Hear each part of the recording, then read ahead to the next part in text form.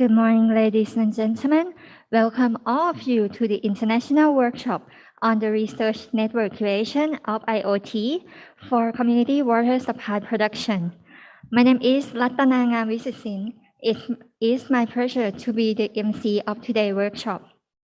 On behalf of Thailand Institute of Scientific and Technological Research, or TISTR, I would like to express my sincere thanks to all organizations that support this workshop as following. Ministry of Higher Education, Science Research and Innovation, or MESI. World Association of Industrial and Technological Research, organizations, or WITRO. King Mongkut University of Technology, Thonburi, or KMUTT. Walai Alongkorn University, Thong Dak Thang University, CSIR Central Electronics Engineering Research Institute, or CSIR-CV, and Swatch Environment Private Limited. Let me briefly inform you about the agenda. We will start with the opening remarks, followed by a group photo, videos on tester introduction and tester biocircular green, or BCG, in action. In the first session, there are two presentations on community water management and smart system in water management from our experts. Then we will take a 15-minute break.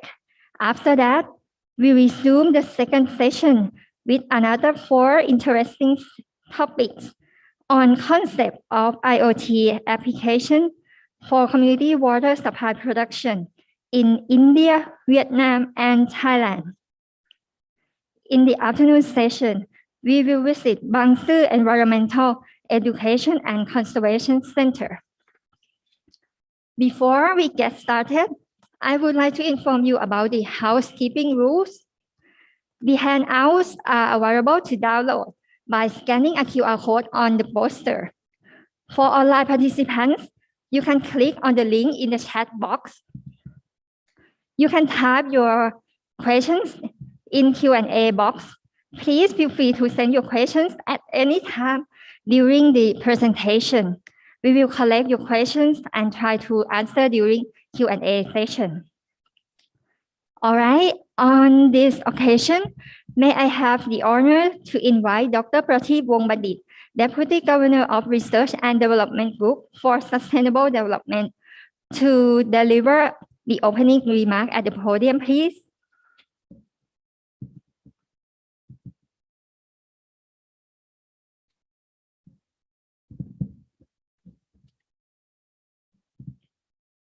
Dr. Parivet Wankovit, Director of KMUTT Geospatial Engineering and Innovation Center, Department of Mathematics, Faculty of Science, King Mongkut University of Technology. Dr. Nathakan Thongpanpran, Lecturer from the Faculty of Science and Technology, Walaya Alongkorn Rajabhat University.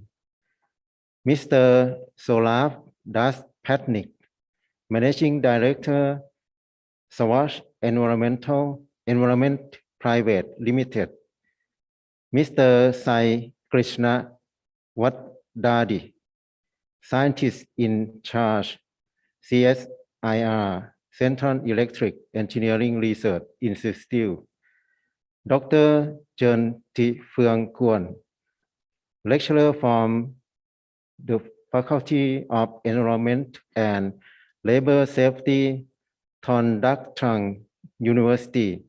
Distinguished guests, ladies and gentlemen, good morning.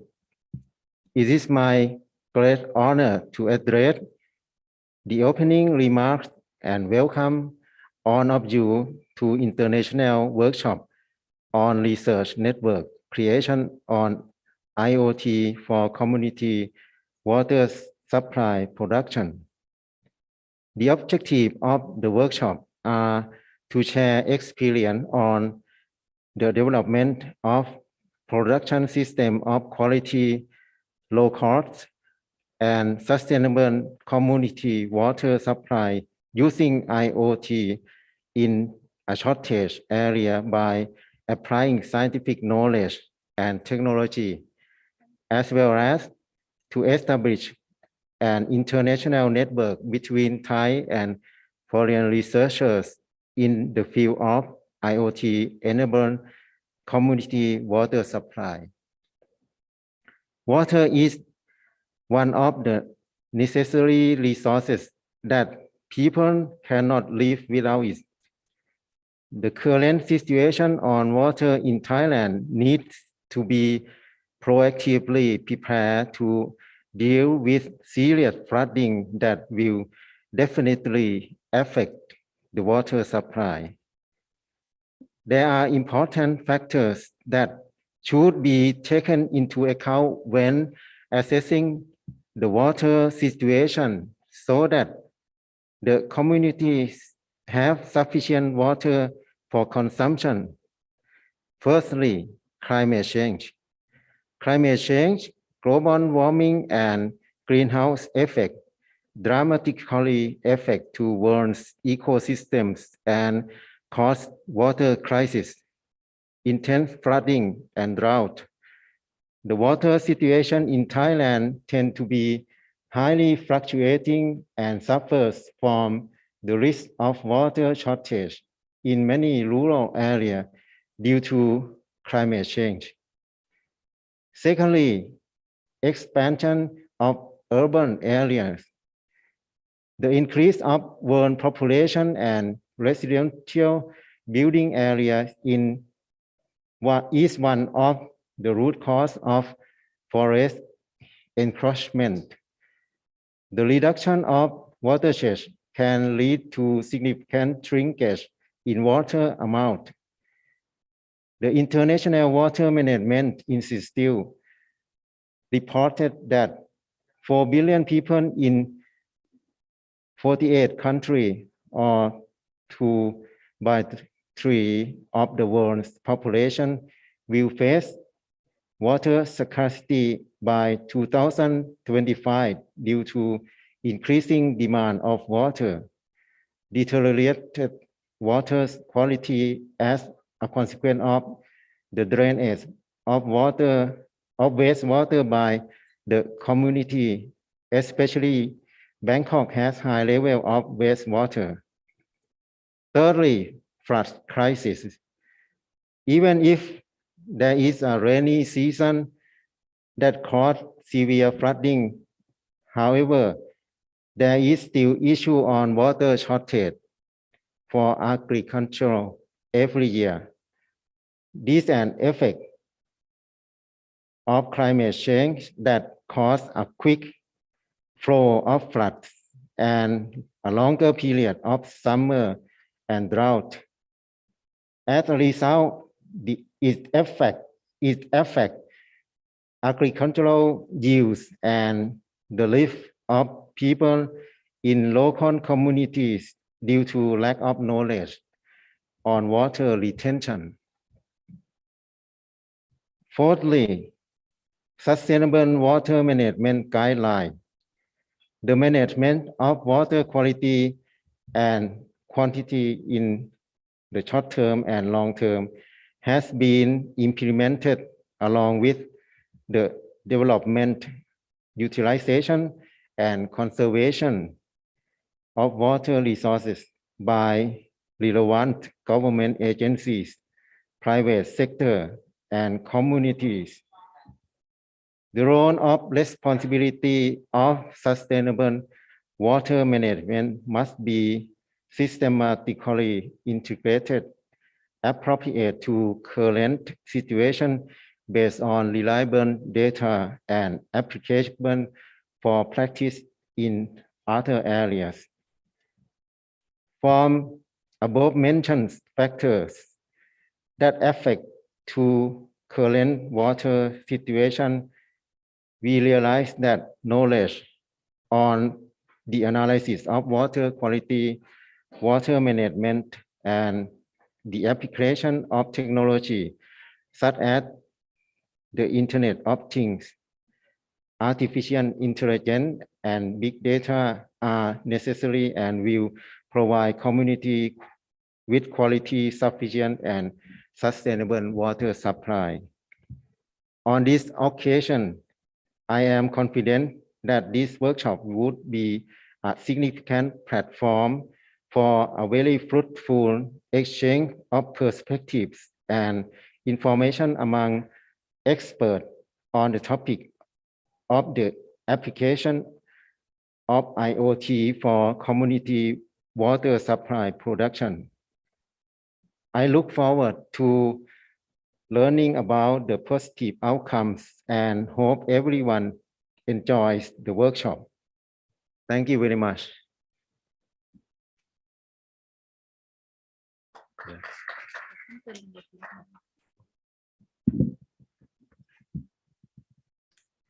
Thank you for your remarks.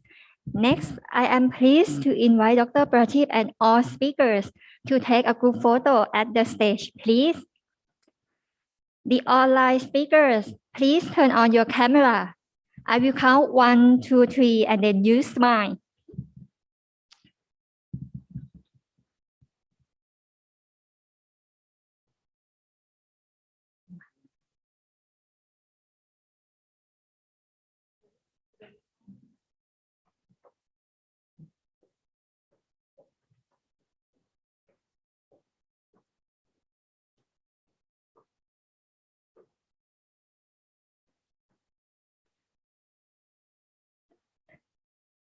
Everyone is ready? 1, 2, 3. One more, please. 1, 2, 3. One more. 1, 2, 3.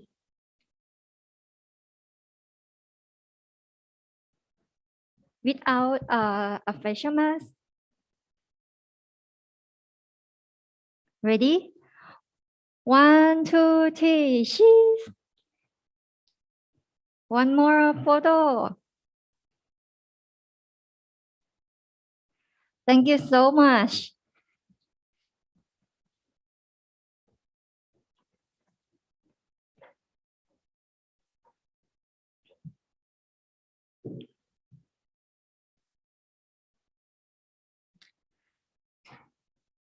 To get to know more about TISTR, please have a look at the introduction video.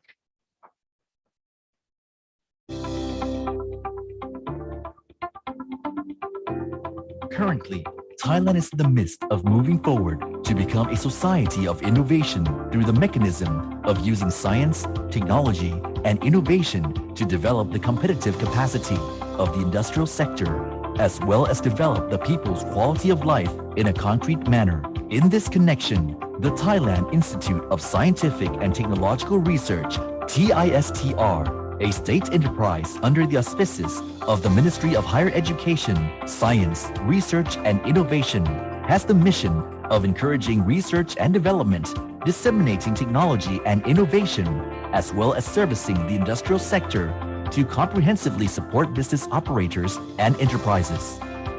Having operated for more than 5 decades, at present, TISTR is becoming the leading agency in integrating research in the fields of science, technology, and innovation, or STI, to build a sustainable society of innovation and to be a partner in the success of Thai business operators. These activities have been implemented under the 4 guiding principles, which are as follows. 1.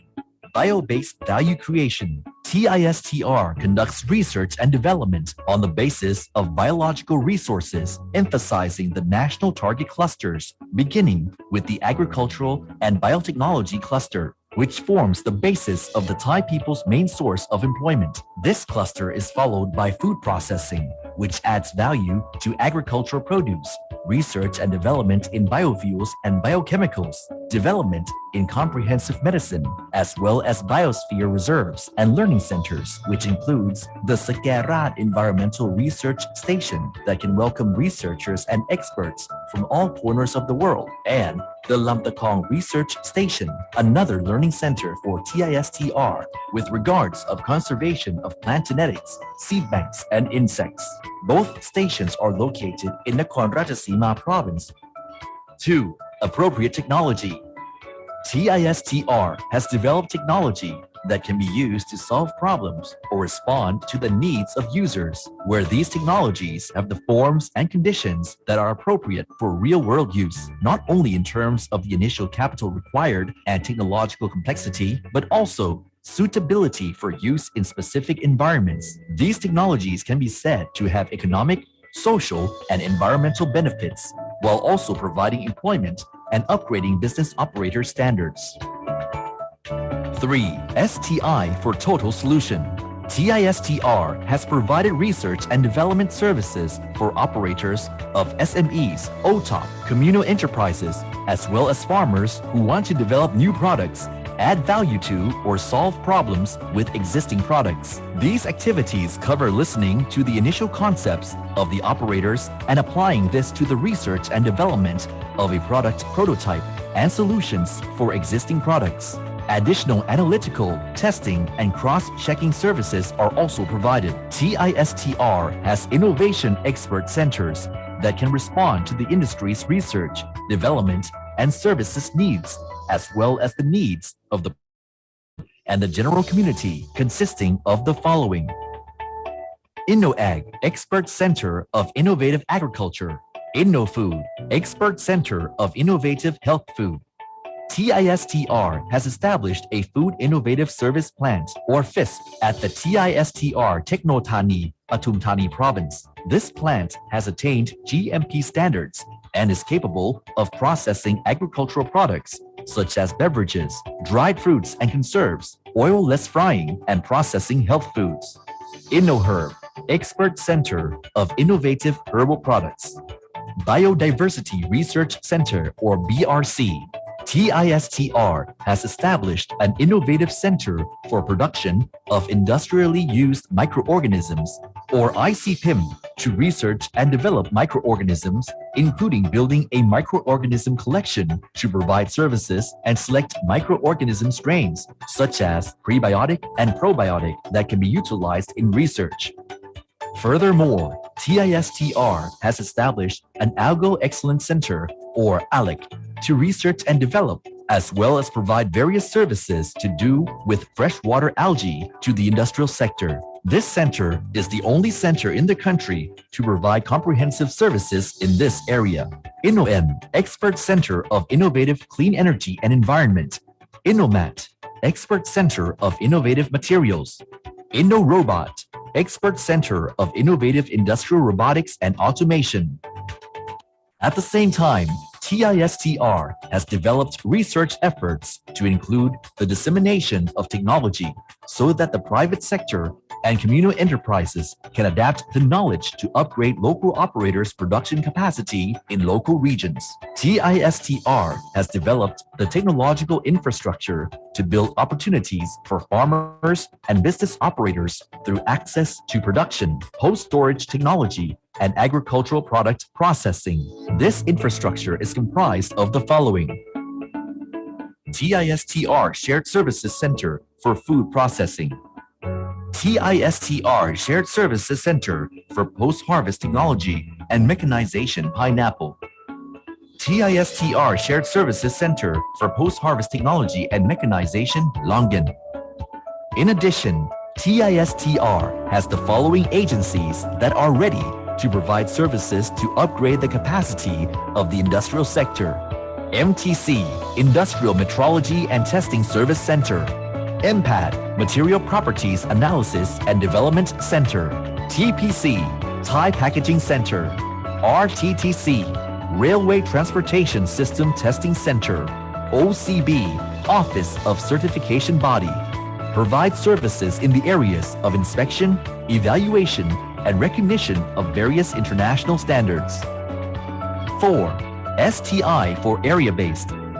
TISTR is focused on meeting the needs of the community and the people in the local regions and supports area-based development to assist business operators throughout the country. The Institute cooperates with local agencies and educational institutions to strengthen the local communities with the ultimate objective of developing all 77 provinces across the country. From the knowledge that TISTR has collected over 5 decades, along with the domestic and international cooperative networks to support Thai researchers' innovations and develop the national economy, the recognition as reflected in the accolades that the institution has proudly received in the past, together with the vision of being a leading organization in the integration of science, technology, and innovation for the creation of a sustainable, innovation-based society. TISTR is determined to be a partner for the success of Thai business operators.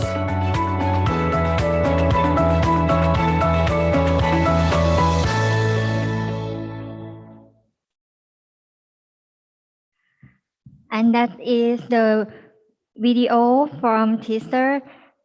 And another video is the research work of TISTR that is related to biocircular or BCG economy. Please enjoy.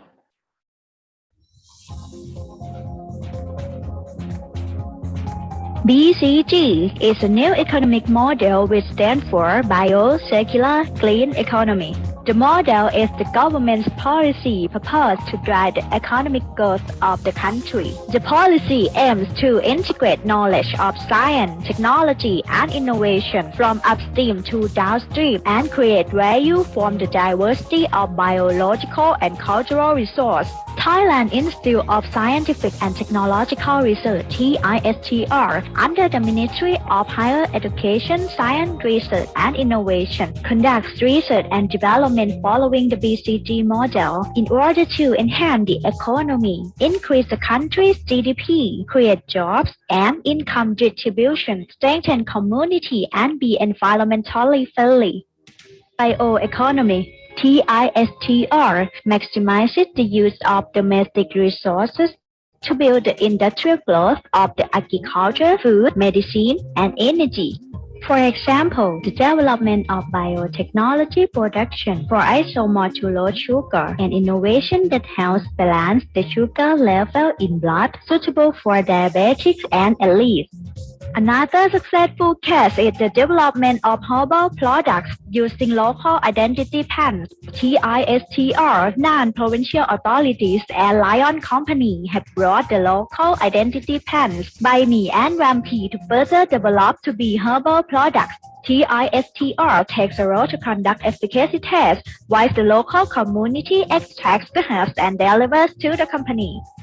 Circular economy. Several researchers from TISTR help create value and utilize industrial gas residue to produce renewable energy. For instance, the R&D on biomethanol using bio-based raw materials by bringing carbon dioxide from the coal power industry together with hydrogen, methane, crude glycerol, reforming biogas to semi-industrial biomethanol, and building the country's first pilot biomethanol plant.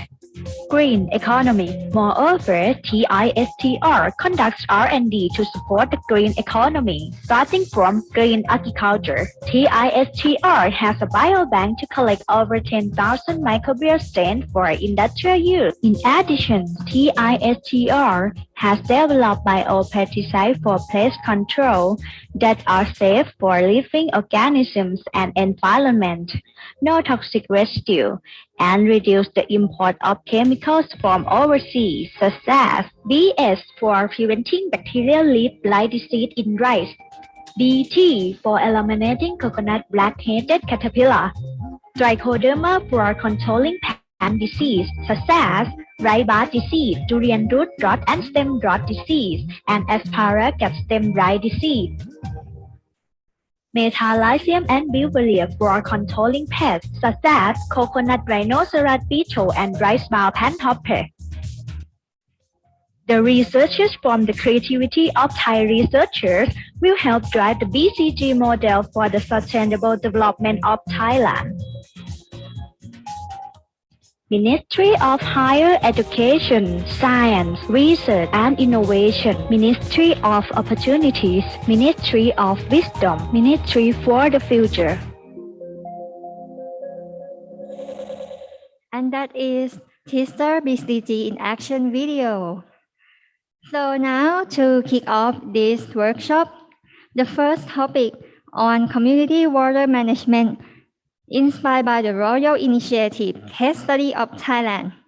I would like to introduce our first speaker, Dr. Pariwet Wannakowit. He is currently the director of KMUTT, Geospatial Engineering and Innovation Center, Department of Mathematics, Faculty of Science, King Mongkut University of Technology, KMUTT. He is specialized in Geographic Information System or GIS, remote sensing, computer simulation, artificial intelligence, urban and environmental model, climate change, sustainable development, and land use. Please join me to welcome Dr. Pariwet on the stage. Thank you very much, MC. It's an honor to be here. Thanks to ISTR for the invitations. Today, I would like to present one of the progress that been going on for about 3 years on communities water management. It is inspired by the Royal Initiative, the case study of Thailand. Currently, I'm working at the King Mongkut University of Technology, Thonburi. Basically, this project is started by Kun Ying Kalaya. She is a Vice Ministry of Education. First of all, I was working on the underground water bank.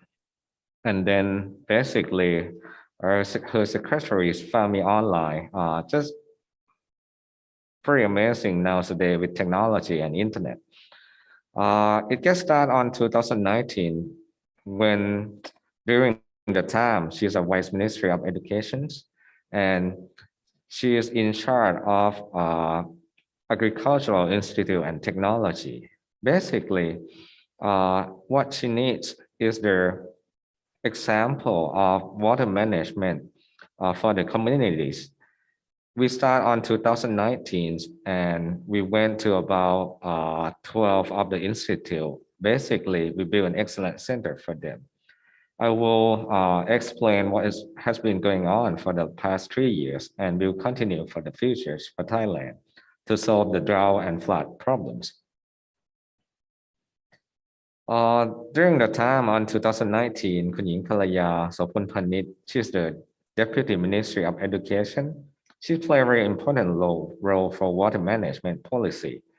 She was the one who put the phrase that encouraged the communities to participate in water management according to the Thai Royal Initiative for the country plan. So on July 13, 2020, the Deputy Prime Minister shared the official opening ceremonies for this event. That when the Community Water Management Fund inspired by the Thai Royal Initiative start. The abbreviation was CWMRI. You can check the website at cwmri.org. So when it started, we had the MOU signing ceremony on October 2020 with the Ministry of Education. We got help from the American Groundwater Solution, and I'm at King Mongkut University of Technology, Thonburi. We joined together on the building water management learning centers. The first 5 was in the northeast of Thailand, where the drought and the flood occur annually. So we built a learning center at the College of Agriculture and Technology, CAT, and developing water management curriculum is called Cholagon, one of the uniqueness of their curriculum for the country. It is amazing that we never had the water management program. So our objective for this program, first, we providing water management knowledge to both students and lay people and societies. Through the training, we explore and analyze landscape and try to get the student and people to understand the community needs or requirements and work together with them to solve the problem with direct community involvement. So not just use the something that already said or just from the book. We have to be with the communities, explore, and then try to solve the problem locally. So KTEO, where I work with, and American Groundwater Solutions, those are two main start with the education, Ministry of Education. We provide geographic information and technology support, including IoT, satellite measures analysis, and other mapping supports. So during the past 3 years, lots of fieldworks, we went through all the northeastern part of Thailand. And you can see from the pictures, on the left, there's the group that went out to the fieldwork together at Yang Kinok, Ubon Ratchathani, where is there salt water affected in the areas. All the soil itself is contaminated with salt. So basically, we try to use scientific methods, and then the explorers building the underground water to recharge the water and keep the waters. So when you have a mass of waters, it can have enough volume and just push the salt waters away underneath it. So basically, from just very contaminated with salt areas, we can use the water supply from the rain and grow some plant over there in Yang Kinok, Ubon Ratchathani. You can also visit on the website in YouTube as well. There's a clip that the water just flow up in the airs because we have enough water and we have the gravities to help it. On the pictures on the right-hand side is how we explore and use scientific method to find the soil profiles. And basically, we dig into the areas that have the aquifers or we have the soil type that can absorb the waters. So we combine all these, doing it with the local, doing it with the communities and educate them. So now they can learn from our experience and just build something successful like I will show you in the next few slides. This one in Mahasarakam at the Agriculture and Institute of Technology. Basically, you can see the pond. This is a groundwater recharge. In the middle part of the pond, in the centers, there are small, about 4 by 4 meters that dig deeper about 4 meters to connect with the aquifer areas. So when the rain comes, when the intensity of the rain a lot in these areas, basically it gets flooded. But now with this recharge pond, we collect the waters into the aquifers. They can have the water during the drought seasons to grow plants as well. The first 5 that we successfully built this recharge pond in Mahasarakam, Ubon Ratchathani, you can see the water is very greenish, like aquamarine. This is the water from the aquifer areas in Ubon Ratchathani, Yasothon,ศรีสะเกษ. These all areas are different in landscape, different in physicalities. But however, we have to do the field work, go there and study with the local and societies to develop a very specific design for this area as well.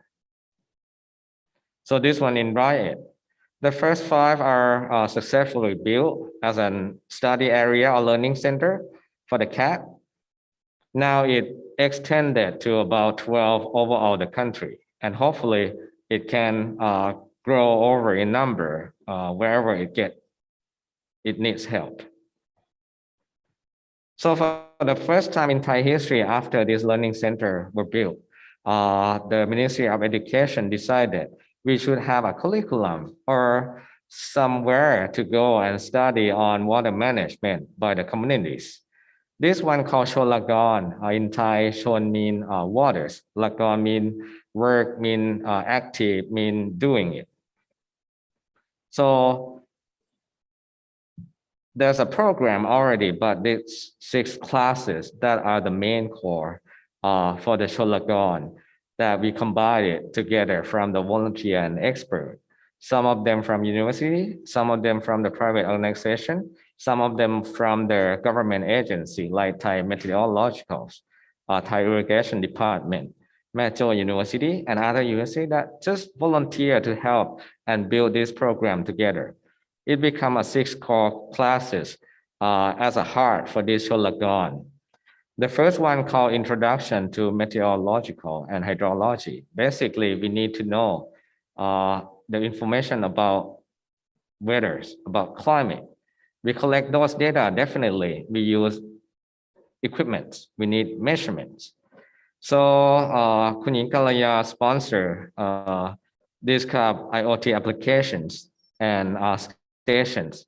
We get started with the first 5 at the northeastern part of Thailand. Also, not just the equipment and build there, you have to train the people and the student who are already there and will use the equipment to do what. So those are very important part, not just the equipment. So those 5 stations were built. The train were successfully works for them. We have about 20, 30 participants during the time. And right now, currently, the data gathering is still going on with the applications. So basically, we gather, this one is there from the Thai Met, but we gather the data similar to this one. It's like approximate rain annually, rain monthly, and others like wind direction, wind speed, and others variables with a physical. So those are some applications of IoT that we will build in the program and educate the student and their teacher in the institute. We also work with the second classes. It's called Introduction to Water Management, where these curriculum comprised of 6 major. The surface water is very important. So basically, we implement our knowledge in terms of watershed management. All the data gatherings, not just IoT, but also remote sensing data, satellite data, field data, local data. Those are data, a lot of data. We combine that and make it useful, and hopefully we can educate people and to the farmers who needs it. So this kind of data watershed management, like this map, are example that we implement in the class and in the curriculums. Some example of the application like water quantity measurings. So basically, this slide from one of our teachers from Thai Irrigation Department, where water quality, is flooded. It drought every year. Even now today, currently, we are aware of the flood. So the quantities is the basic part of the teaching from the originate of the water source. So, well, we use very physical flood indicators, or it can be any kind of sensors, any kind of IoT application that we can apply to that. Well, with the quantity measurement, we go with the prevention procedure. Definitely with the flood, we have to part that we can do. The first one is structural prevention. You can think about the dams, reservoir, retarding areas, bypass, floodway, dredgings, river embankment, or levee. But with the non-structural, this is very important with the water management and also flood monitoring and warning, which is definitely with the Internet of Things, with the sensor. Those are the applications nowadays that we need to apply. Some example or scheme that we use in the class or in the education system, well, we separate into 3 parts. The first one with the original of the water resource. Definitely, we can use the structurals with the check dams. Definitely, we have to reforest, but also any kind of big construction. But that is all. We need to be more complement to the natures. So we need combine some methods. If we go in the middle part of the water system, we can build a bypass or floodway. In terms of the past King Rama night, we call gambling or the monkey sheep. Those are some applications that we can apply. And we also teach this in the education's curriculum. At the last part, at the end, when the water flow to the urban areas, this one definitely is very specific areas. We can just put the high wall that sometimes it's costly. So these are some applications when we use knowledge and also the technology such as Internet of Things to measure the waters and apply it to the curriculum. The third one, which is one of the core, is a very brand new, never been any classes in Thailand before. We call groundwater banking. So basically, we try to collect water from the rain rather than let it flow and create flooded. So it's a hand-on groundwater research, such an example that I showed you before at the 5 Institute. Two importance in the class is the closed system, where we try to divert the water from the roof. This used for household, and the open system, where it needs more financial support, more land. This get the water or precipitation to recharge into the aquifer area. Some example from the success of the class. Have you seen 13 Life? Anyone? One of the movie 13 Life, you can go to YouTube. This is the successful part of that, and I'm involved in that as well. And also the film by Net Geo called The Rescue. This is basically the groundwater bank class. For what happened when 13 Life, 13 boar stuck in the cave last couple of years. So the water get flooded in the cave. We use this groundwater bank class, use their data from any sensor to monitor the weather stations. We use that to calculate the amount of water that go into the cave. And then we divert the cave by using satellite data, such as on the right-hand side, on the upper above here. We found a sinkhole. What is sinkhole important for? When it rained, the water flow into the sinkhole and it flooded the cave. So this kind of sensor all around in the mountain, it helps us with this IoT. We can divert the water with the soldiers, with the army here in the picture in the middle. So we went there in the mountain, we divert the water. The diver get in the cave safely and come out safely. The last day I was the one who sent the information from this Internet of Things. I believe it's a 4 station at the corner of the mountain, and send to the diver so they can make sure that, okay, they can get in the cave. This is what happened after the water diversion complete. And these are the 13 Life movie picture. One of the guy, he's like my brothers, his name is Tanet. He's got the role in the movie as well. So I work with him hand to hand on this underground water bank, 13 Life, and also Cholagon. So this has been 3 years so far. Other 3 classes, I will go very quick. One is the community on-site wastewater management, which definitely we use microbials, we use Internet of Things, we use sensor in the class to complete with the physical part of it to help students to understand how to manage wastewater. Principle of water and soils. So we got all this support and collaborations. It played key roles for these adventures for us. And also we got financial support from Thai Public Policy and Foundation. Kun Cho Sopon Panit Vitamil. He sponsored 100 millions to do all these things with the Learning Center, with the Cholagon project, and hopefully going on for further to help Thai farmers and Thai students for water management. So then the trainer program for that 6 classes were built during the program. Now it came down to the last one where I'm currently working on. So we combine all that, wrapping up all that with the Royal Initiative, Community Water Resource Management.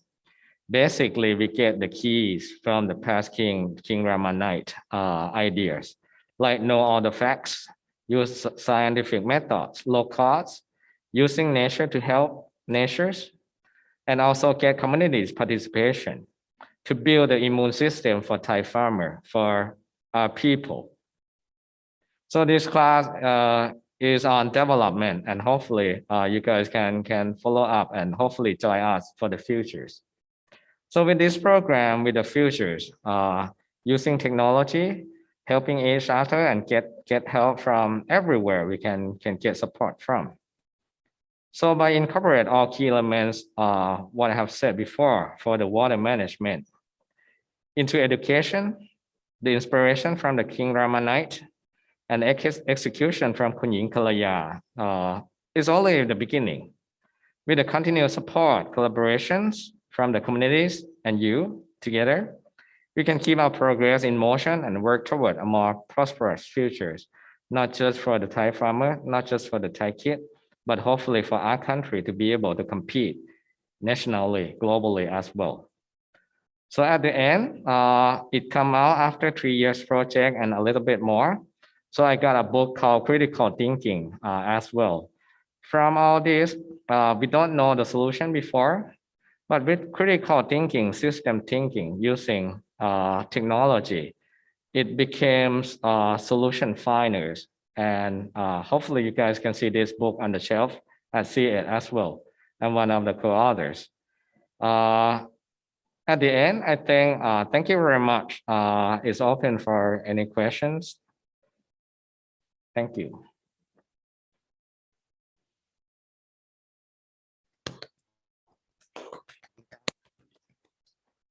Thank you for your wonderful presentation.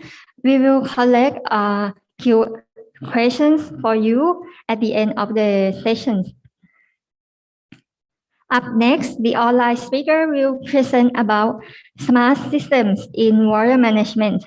I would like to invite Mr. Saurabh Daspanik. He is an engineering and management professional with 33 years of cross-functional experience. Mr. Saurabh is currently a managing director of Swatch Environment Private Limited. He is also the nominated director of several organizations, such as Nang Loi Water Services, Haudia Water Services, BTL EPC Limited, Brest Iron and Steel Private Limited, and Hindustan Motors Limited. Please welcome Mr. Saurabh via online. The floor is yours. He is also the nominated director of organization. Nang Loi Services, Haudia Water Services, EPC Limited, Brest Iron Private Limited, and Hindustan Motors Limited. Please welcome Mr. Saurabh via online. The floor is yours.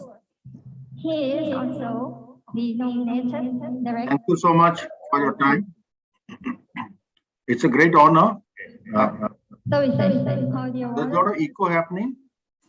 EPC Limited, Brest Iron Private Limited, and Hindustan Motors Limited. Please welcome Mr. Saurabh via online. The floor is yours.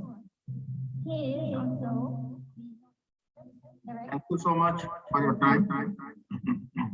It's a great honor. Services, There's a lot of echo happening. EPC Limited, Brest Iron Private Limited, Motors Limited. Welcome Mr. Saurabh via online. The floor is yours.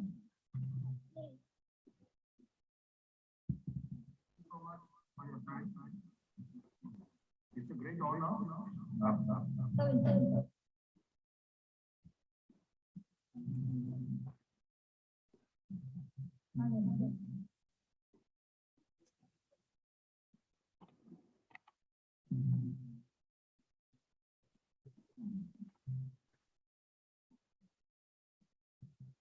Hello.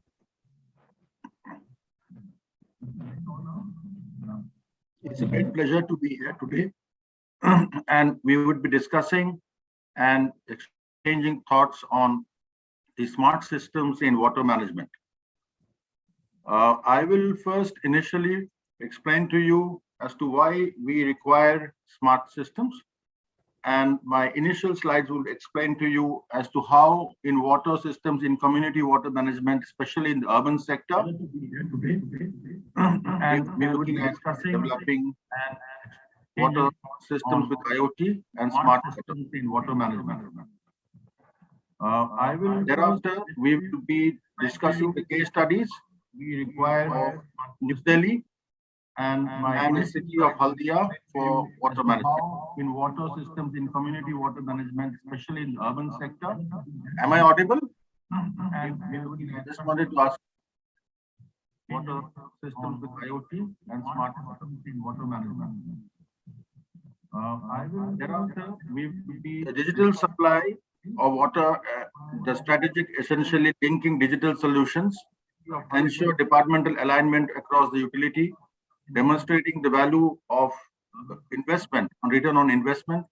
And of course, water has legacy systems infrastructure, and we would have to ensure that the existing infrastructure is also linked with the smart systems. In our technology, which is looking at water, IoT plays a very important role. Along with IoT, app-based solutions, artificial intelligence, digital trackers, smart metering, and online monitoring play a very important role in smart cities, urban water utility. We would have to ensure that the existing infrastructure is also linked with the smart system. In terms of smart technologies, if you see this scheme drawing, it starts from the household and it ends in the water treatment plant. En route, the entire system can be managed by smart systems, be it the digital recorders, be it the policy mechanisms, be it the cloud system, and the security devices. Ensure that the existing we have multiple communication tools, walk-by, drive-by, and radio network. AMR stands for automatic meter reading, and most of our Indian systems are based on AMR and AMR compatible. We are moving towards AMI systems as we move now. Work by drive, as we understand, we have the billing system and it has the internet, the network where we can handheld and computers are there, manage the system data. Radio-based IP network also is important and being applicated. We are moving in areas where the communications are very weak. Radio-based systems are used. Very effective. As you understand, now I'll discuss the case study, smart water for conversion. Many of us are familiar with the fact that in a large city like Delhi, Delhi is spread over 1486 square kilometers, also a population of 20 million, and there are 9 water treatment plants. And our system, our Nangloi water system, essentially covers the Nangloi, the water treatment plant, and the entire network. You are getting the water from the river, from the Himalayas, and the gap for water today in Delhi is around 250 million gallons per day. What is the function of our systems? What is the function of our network? In terms of the DJB, they are supposed, the Delhi Jal Board is the central authority for providing water to the public at large. Their job is to ensure water to every household, reduce the non-revenue water, energy conserve energy, and 24 hours monitoring of water supply through SCADA. What is the job of the private operator? Delhi Jal Board has divided the city into 3 PPP models areas, and one of them is a Nangloi water system where we are operating, is the largest, and it covers large amount of area of Delhi. Almost 1/10 of Delhi we are covering. Going through a existing infrastructure of water, and how do we move towards a 24/7 automated along with the SCADA, is ensuring the baseline and customer studies and designing the network and pumping station thereafter, replacement of pumps and valves. And this roadmap has to be planned very properly. One of the more important, hello? One of the most important portions is the district metering areas, the DMAs, and public awareness system, and then eventually leak detection system and revenues. This area, as you can see, the total Delhi area, out of this, the command area, normally what NWS is our command area, which we are covering, 139 square kilometers, 1.5 million population, and over $60 million of investment. This area is divided into 4 zones to ensure that we distribute the water equitably with the right pressure and the right monitoring systems. Our system is central SCADA room. We manage along with all the new underground reservoirs, the chemical house, the recycling plant, the filter plant, and the redundant communication system. We have the central SCADA system, which also ensures central monitoring through SCADA receiving flow pressure, the underground reservoir data through the IP section VPN, the VPN gateway. We have also operator the details. We have the historical data. We have the CCTV at various locations, and also ensure that online monitoring is helping. Just for example, our underground reservoirs are located at 4 or 5 locations, which we have built up. And this system is connected with a complete internet-based system, which we will showcase in this manner. In many areas where communication is not available properly, where we are also manage the flow meter controllers and GPRS modems, and this is linked with our systems. Many areas we also have a problem of no communication network available or weak communications. There we have to use battery-based systems to monitor our pressure and the flow rates.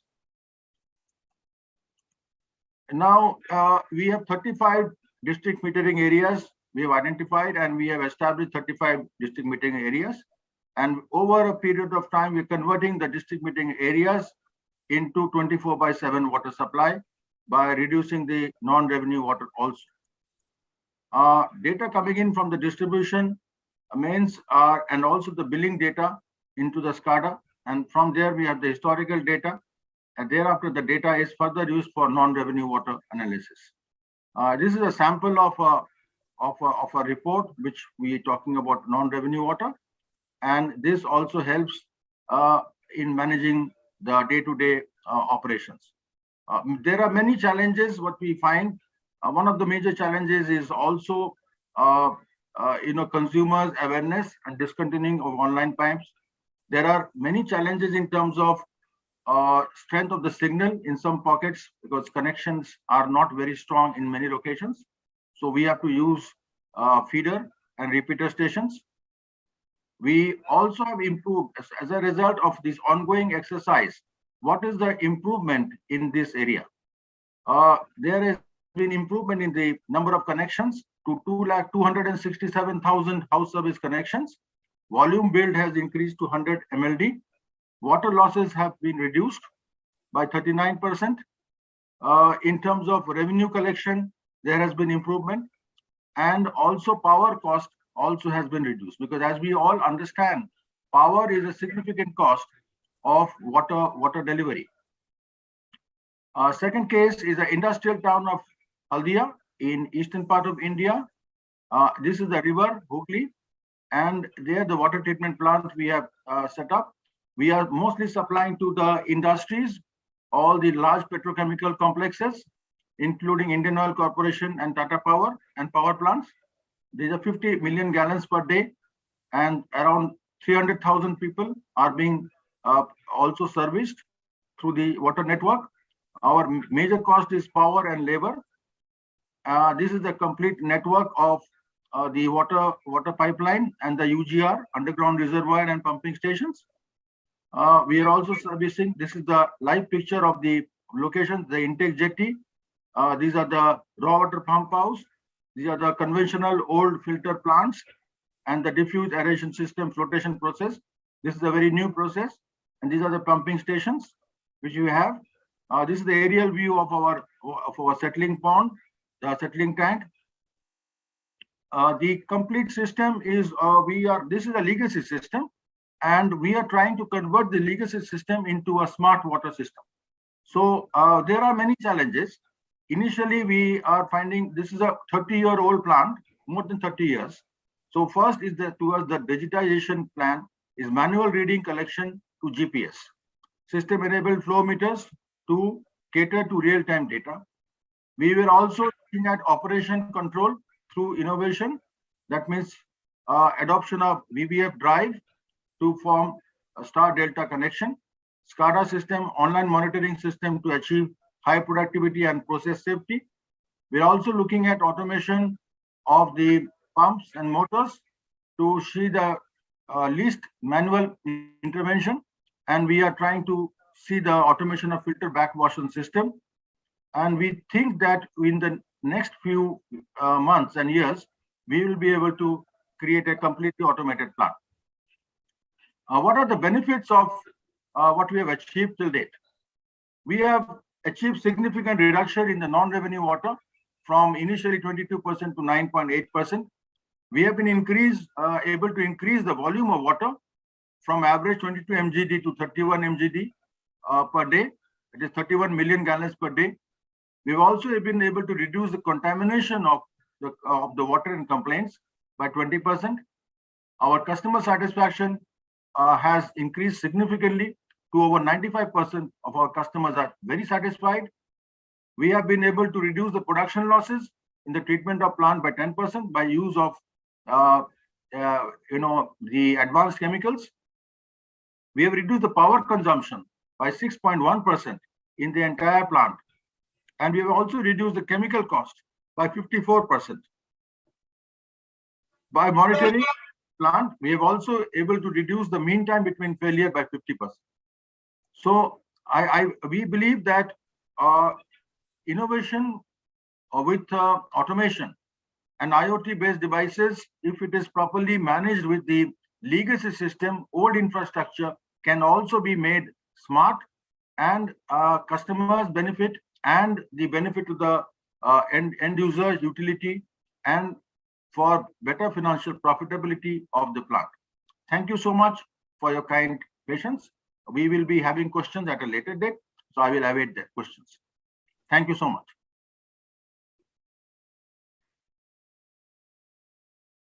Thank you for sharing your experience with us. So we will compile all questions and try to answer at the end of this session. So before we go for a 15-minute break, please take a few minutes to do an evaluation form by scanning a QR code on the screen or on your table. Your feedback is highly appreciated and will be used for improving our services. Snacks and refreshment are provided in front of the room. And please come back to the room at 10:30. Thank you.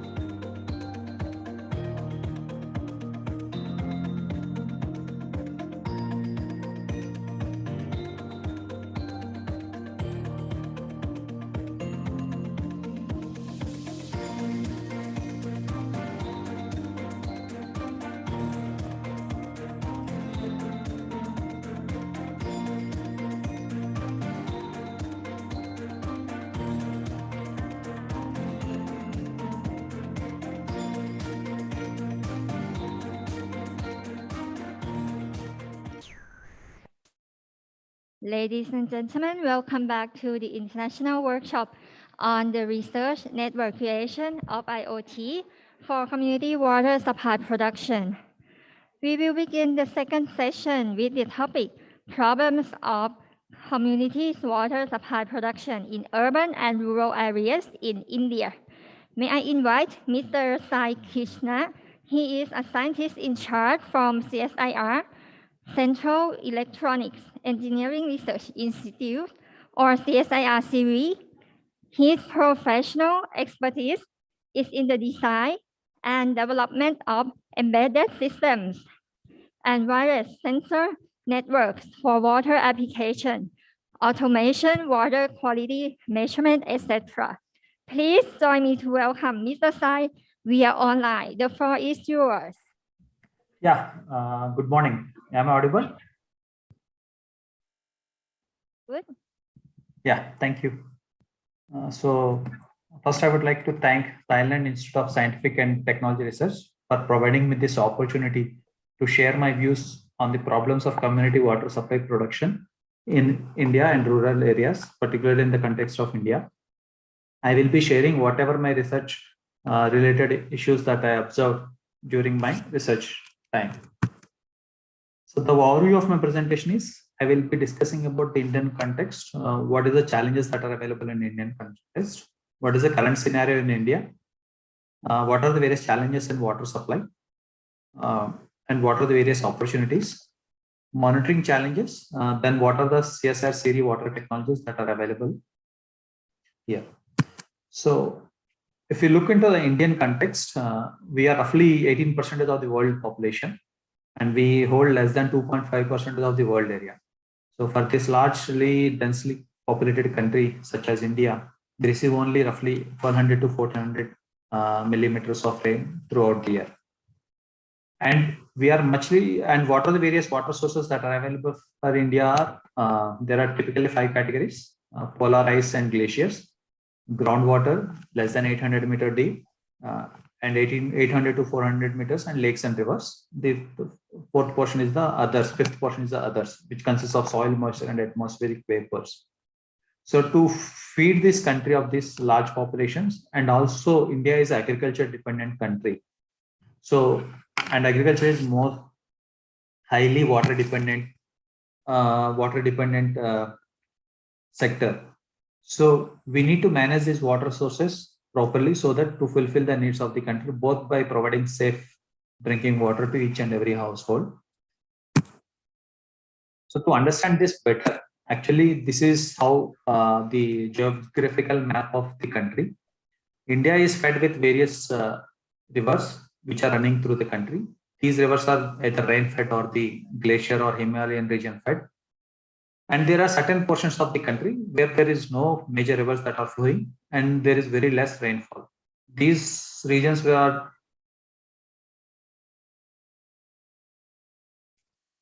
these regions are much dependent on the groundwater, and there are certain portions of the country which is receiving heavy rainfall, like in the eastern part of the country, where they are having certain regions which are receiving world highest rainfall throughout the year.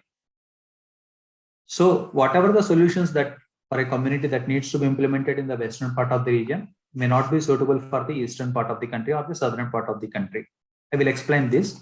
So if you are seeing on the western part of the region, that is lowest rainfall region, the community is dependent on the groundwater, and this, as we dig more and more, the groundwater is getting contaminated with the heavy metals or the ions that are available in that particular region. So the water should be treated for the heavy metals or the ions for that specific purpose. And if you see the same scenario on the eastern side or on the southern side, which are dependent on the rain or on the river, the solution should be much more related with the bacterial contamination. How effectively we can provide solution which will not contaminate the water with bacteria, viruses, etc. So whatever the solution that needs to be implemented for a community should be very region specific. So how this one will be implemented? The implementation scheme is like this. Government of India makes a frame. Like currently Government of India is running a very big scheme called as Jal Jeevan Mission. which is main motto is providing safe drinking water for each and every household. They will process the framework, they will make the framework and give the guidelines to the necessary states and union territories, which will further implement through the districts or municipalities. And this is how it will go through the channel. So what are the various challenges that can be seen in the water supplies? First is the water availability. What is the availability of water? What type of water that is available to us? Whether it is a fresh water, whether it is from fresh water means that is rain-fed water, or a glacier-fed water, or river-fed water, or I am dependent on the groundwater. So whether my water sources will be available down the 6 months line or 1 year line, we should have this, needs to be monitored and effectively managed throughout the year continuously. As I mentioned earlier, we are an agriculture dependent country. So more and more people are digging more and more groundwater. So it will deplete the water sources beyond the ground, underground. So this will create the imbalance or ecological disaster for that region. So we need to also monitor what is my ground level, water level. So there should be a certain mechanism to monitor this thing. And also the system should be robust robust against the natural calamities like drought, cyclone, floods, etc. As take the scenario of a flood, even though in a flood scenario, even though water is available around you, it is not safe for drinking. So there should be mechanisms to provide safe drinking water in the scenarios like floods or cyclone, etc. The next aspect will the contamination. The contamination will be on various aspects. One is the natural contamination, which is already available in the groundwater of that particular region. Next one is the contamination due to development. Suppose take the case of the leather industry, as more and more leather goods are getting exported or utilized in the country. So they may be a chance of this leather processing will contaminate the natural water resources that are available near that source. So the contamination due to the various development can also be properly managed. Due to this contamination, it will be severely affect the health of the humans, as there are two scenarios. If we consume the highly fluoride content water for a long duration of time, it will weaken the bones of the person, and also it will bend the bones of a body. And also if it is bacterial contaminated water, if it is drink, it will lead to the health issues like dengue, like diarrhea, etc. The third aspect with the supply chain, supply chain is monitoring of all the network sources, networking of all the sources. The second one is utilization of the water sources. Like there are certain water bodies that are applicable, that can be used for the industry purpose, which may not be utilized for this drinking, but it can be used for the industrial application. So the water sources that are available, it needs to be categorized properly. The next aspect will be the challenges to the climatic changes. What are the water bodies that are near to the seashore, which is rising continuously, it should be effectively managed, etc. So this is the contamination scenario in India. So roughly most of the states are affected with one or the other heavy metals that are available in that particular region. In this case, I'm not mentioning the entire state is affected. It is only pockets of that region is affected with arsenic or fluoride, nitrate, iron, or any other heavy metals. The reason for this water poisoning is agriculture, mining, fossil fuel, water disposal, or industrialization, etc. So what are the various opportunities that are available in this scenario is, this is the scheme of things that is providing safe drinking water from the source to the end user. It consists of various mechanisms, various blocks, and these blocks are not exactly the same. It may change accordingly as and when the requirement changes. First one will be the water bodies. Whether it can be a ground-based water bodies or the rivers or lakes, etc. So we should have a proper mechanism to monitor the level of the water bodies along with the quality of the water. And also whatever the pumping mechanisms that are used from moving from water from one location to the another location, the mechanism should also be monitored properly. Next one is the power systems, to provide uninterrupted power sources for the entire scenario, whether it can be solar based or renewable energy based or grid based or battery based. It should be providing safe, it should be providing uninterrupted power source to the pumps, monitoring stations, etc.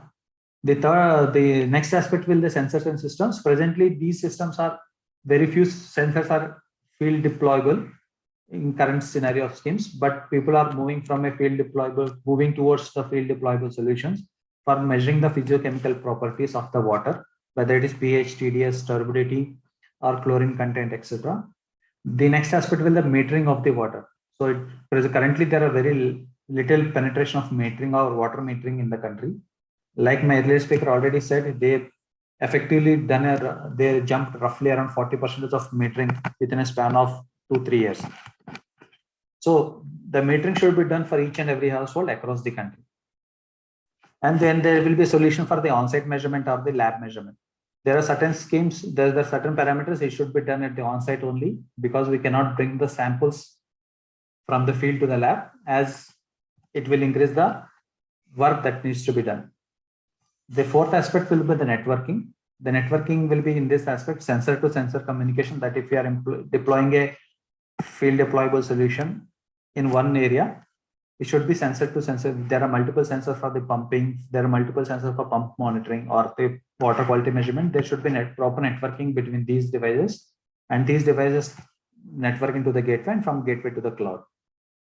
The next aspect will be the data visualization. So whatever the data that I am generating or that we are generating, it should be monitored and inferred properly. That means if my groundwater level is depleting very rapidly, or if I'm not expecting any rain this year, if I didn't expect any rain this year, and so how it will be in future, how can I provide the water for the next few months, and also visualization of the data to effectively take decisions properly and timely. Fourth mechanism is providing safe drinking water. Safe and drinking water to the end user. This consists of the piping and etc. Here I'm not dealing with this aspect because it requires large amount of time.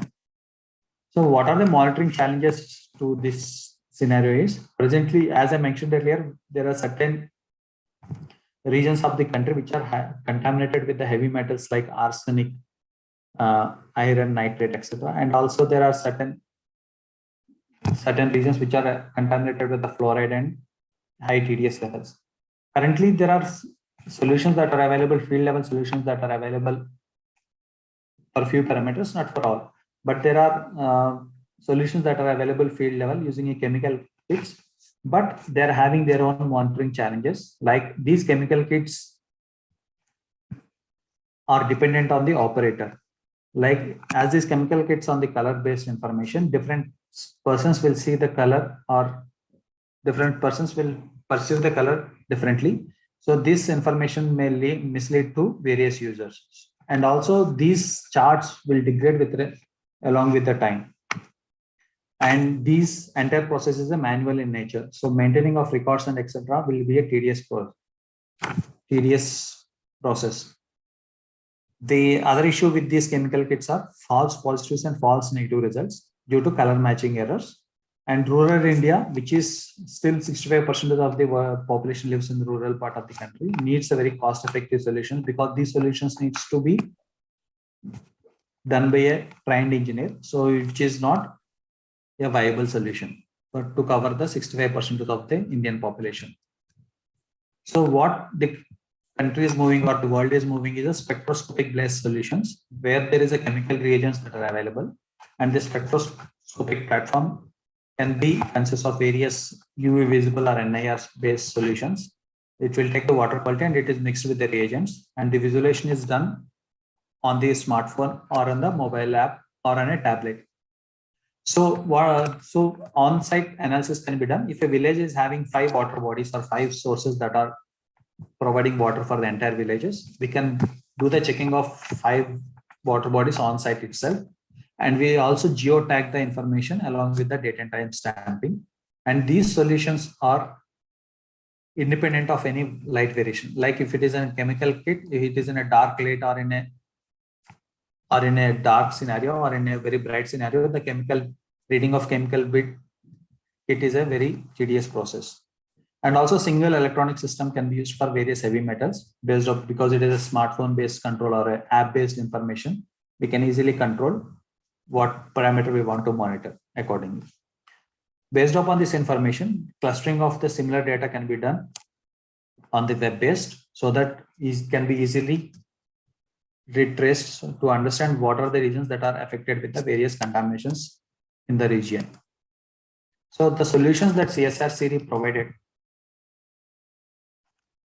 we developed various solutions. Certain solutions consist of the MEMS-based sensors and also the off-the-shelf sensors. One is the portable water quality measurement system. This solution is developed on expandable electronic architecture. It can fulfill the needs for the domestic applications, industrial applications, and as well as pharmaceuticals. So what is meant by expandable architecture means it can be used for the domestic applications where the accuracies or the resolutions is not a serious concern. Like take the case of the domestic, the resolution is the order of 0.1 or 0.5. If you take the scenario of the pharmaceuticals, where there will be very stringent applications of the order of 0.5 or 0.01% of the reading. So this architecture will be applicable across the region. And also we are developing using ultra low power model using embedded multi-core controller. So this system roughly costs around 1,000 rupees to measure the process parameters like TDS, conductivity, pH, and turbidity. It can have display or wireless based solution. The second solution that we developed is the automation of the RO plant. As we are working in the region Rajasthan, which is a groundwater dependent, and it is contaminated with fluoride, heavy metals, and chemical pollutions and pesticides, etc. And this region receives very less rainfall when compared with other parts of the region. So the water provision of water is based upon the RO plants, that is reverse osmosis based plants. So we developed a technology which can automate this entire scenario as implementation of the technology. Out of 1,000 plants that are installed in the state, we implemented automation 25 such plants to study the feasibility of the entire project. This RO plant will reduce the TDS of the input water from 2,000 to 6,000 ppm to less than 500 ppm. What are the advantages of this automation is, in a village scenario where there is a restriction of power, etc. So this automation will help in operating the system based on the availability of the power and manpower. And also it doesn't require it requires very little manpower. That user can program it once and it can run on its own for a period of 6 months or 1 year. What are the advantages of this solution is, it will provide a real-time monitoring and decision support, because in village level it is very difficult to get a highly educated or trained people to fulfill the needs. So it will do the real-time monitoring and also provide decision when should be cleaned, when it should be properly maintained, etc. Due to having a safe drinking water of less than 500 ppm of drinking water, it will remove the waterborne diseases like waterborne diseases due to fluoride contamination, drinking fluoride contaminated water, etc. And also it will increases the life of the RO plant roughly by 1.5 times with a manual operated solution. The overall cost of this automation is less than 15% of the actual RO plant. If the plant is costing around $1,000, it will be costing around $150 for providing the automation solution. Also, it will give early warning for depleting groundwater monitoring, salt intrusion, etc. The other technology is automation of desalination of seawater. Like as I mentioned earlier, India is very widely divided, geographically divided country with various regions. In some portions of the region, the people are dependent on the seawater or highly contaminated, high TDS water for their drinking needs. So we provided a solution in association with other CSIR labs to convert seawater into a portable water for the community. Here we are converting a 30,000 ppm water, seawater, to a less than 500 ppm TDS water in 2 stages, and the capacity of the plant is 6,000 liters per hour. So it controls, the system consists of 16 membranes, and it will be channeled such that the effective TDS of the water will be bring down to 500 ppm in 2 stages. It is a embedded system. It is using a microcontroller based solution. It controls 16 membranes, valves, booster pumps, high pressure pumps, etc. So we implemented this solution in 2 parts of the country. One is on the western part of the region, it's in Bhavnagar. The other one is the southern part of the region, it is in Chennai. So these are the technologies that CSRC implemented. Now I would like to thank once again Thailand Institute of Scientific and Technology Research for providing me this opportunity to share my views on this workshop, in this workshop. Thank you.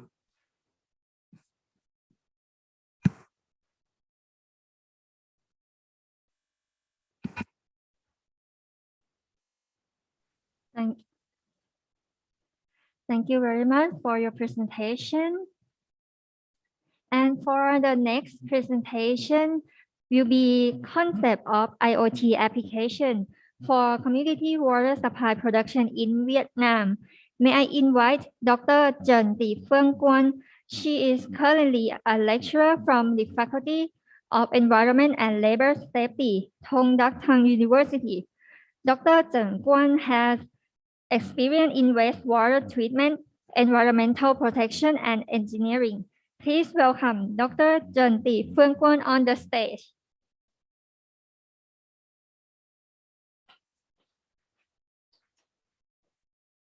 Good morning, everyone. My name is Trần Thị Phương Quan from Faculty of Environment and Labor Safety, Thong Duc Thang University.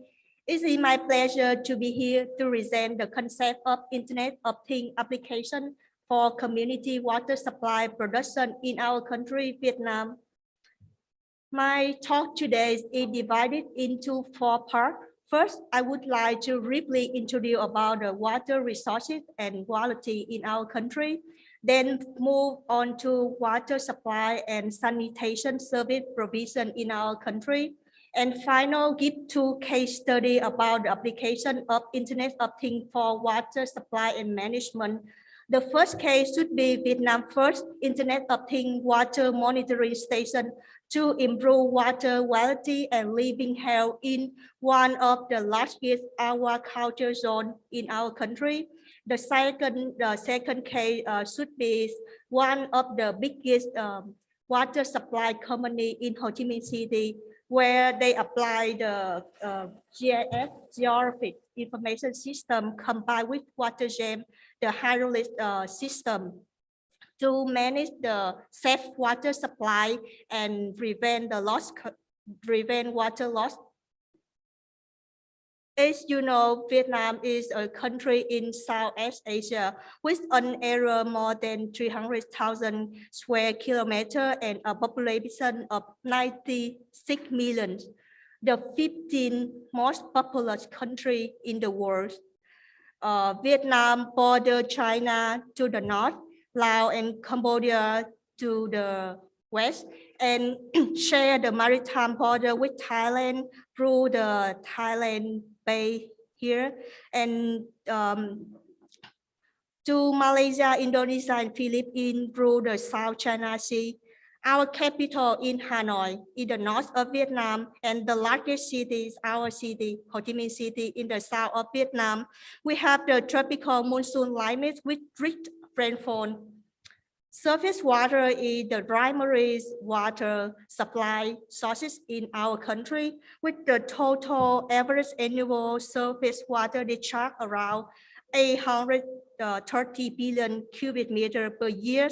There are 2 largest rivers flow in our country. Is the Red River in the north, and Mekong Delta River in the south. Both are the international river. More than 60% of our country's surface water generated outside the country, and only 209 billion cubic meters per year generated within our country. Compared to the national standard, the surface water quality in 2 largest rivers in our countries are good and within the standard. Large B, that's used for the irrigation purpose, and the large A is used for domestic water supply purpose. However, the surface water quality also affects by the industrial and agriculture activity. Brown water is a second source for water supply in our country.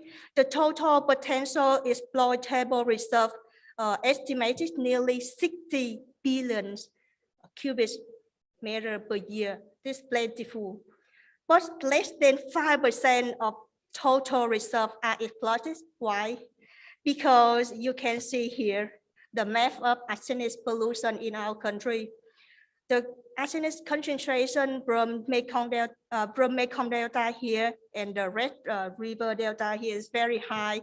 It's range from 0.1 to 1,000 microgram per liter, as set WHO standard 100 times. That's why we only have 5% brown water. That's for the supply purpose. And during the dry season, the salination happened in our Mekong Delta River. And the current treatment system are facing with that problem. It means the resident over there lack of the water during the dry season.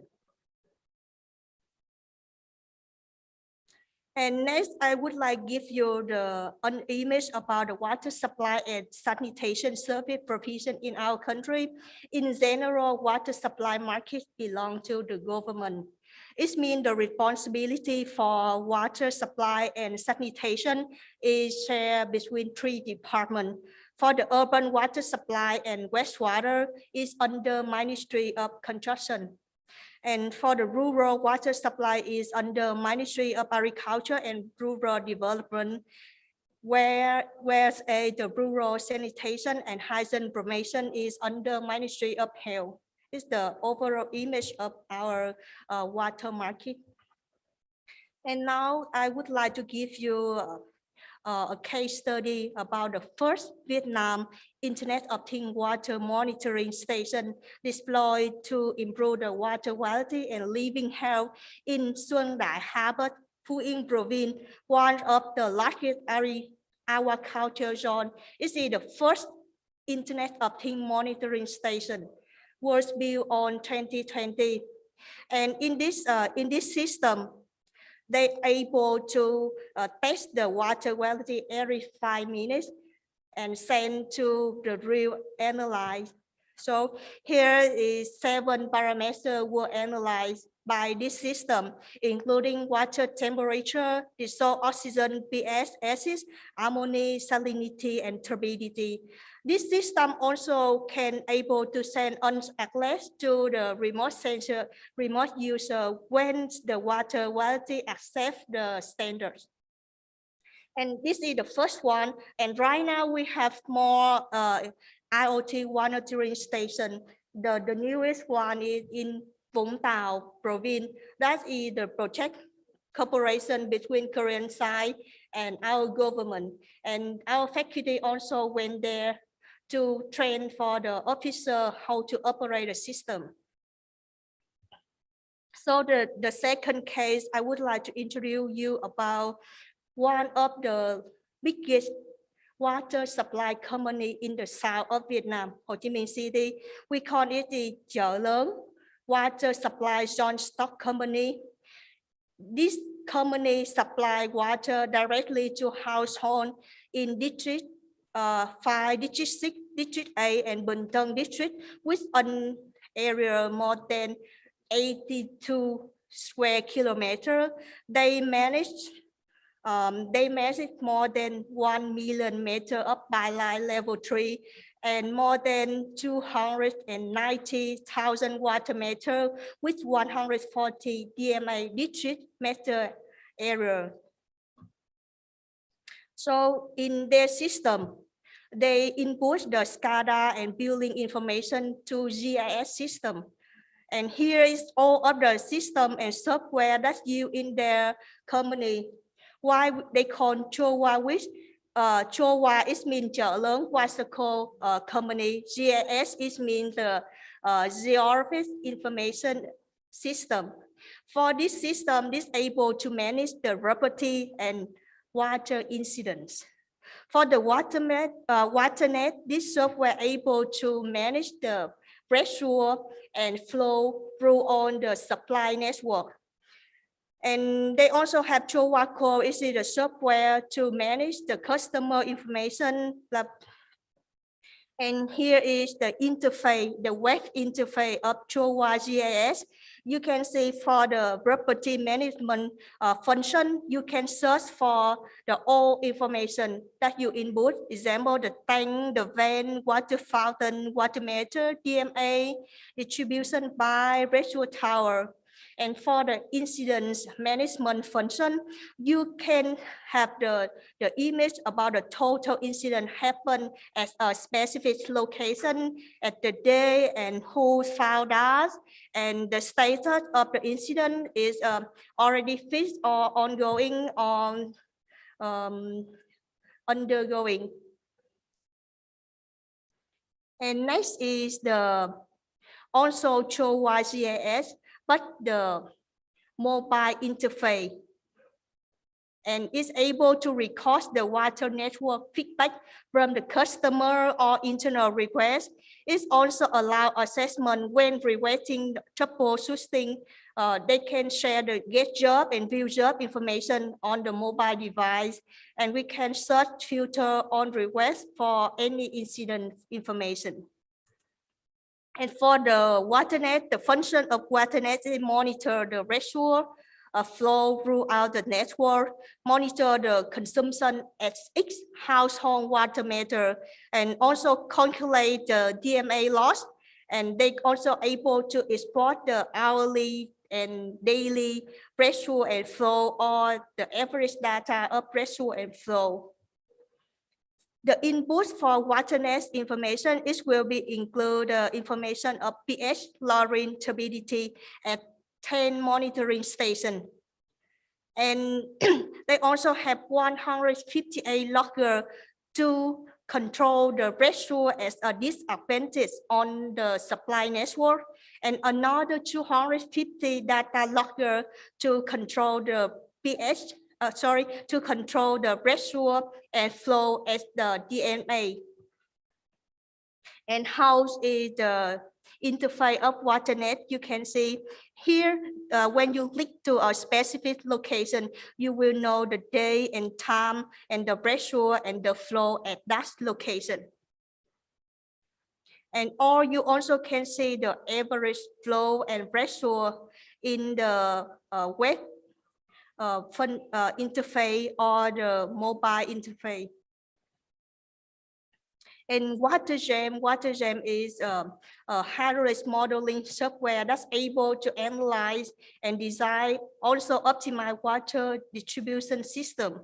When combined the GIS and WaterGem, it will able to control the pressure change in the water supply network. Based on that, we can provide some solution to increase or decrease the pressure. You can see in this video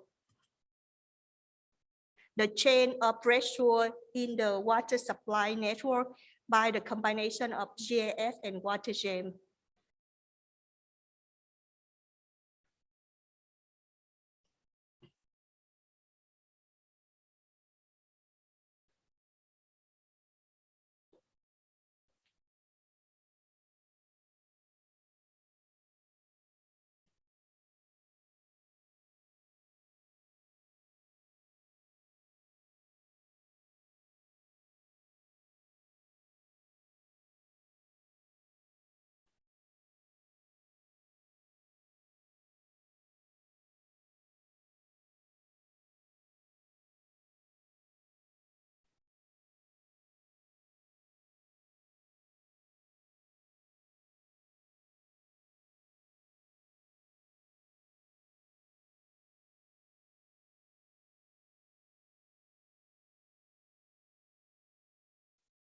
Yeah, and water leak detection also one assignment for safe water supply. So this is the traditional way to detect water leak. It strongly depend on the experience of detector, and it is time consuming process. So when we combine geologic and water gem, it's able, with the input data, it's able to identify the error affected by the incident. And based on that, error, we can narrow the scope for the detector. And we also can list the list of the export the list of customer with water outage and list the van position we need to load. Here is one video you can see for they narrow the error that's affected by the incidents.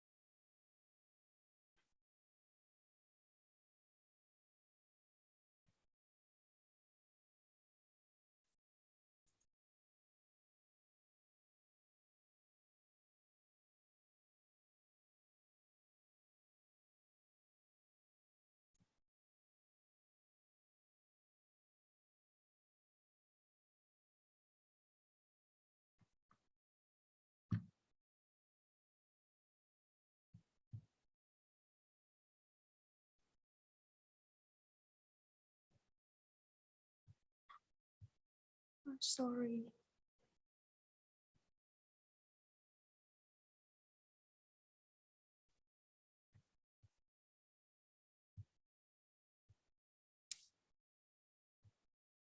Okay, I'm so sorry. For another function is the combination able to develop a safe water supply scenario. Example, here is one situation that Saigon brown water plant stopped supplying water for maintenance. So based on the data, we can export the van position that need to open and flow to regulate the water supply network. As you can see here, this van should be closed.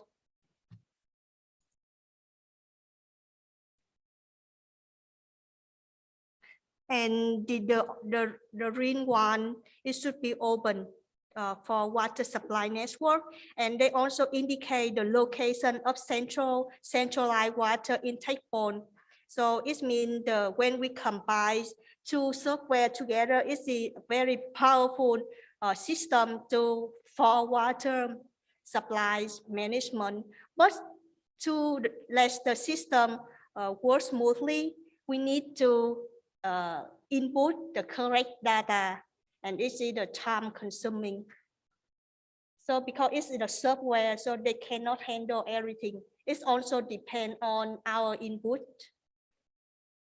So, that's all for my presentation today. Thank you so much.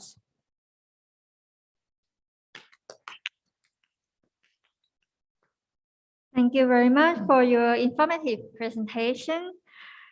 So next, the speaker will deliver a presentation on the quality of community water supply in Thailand.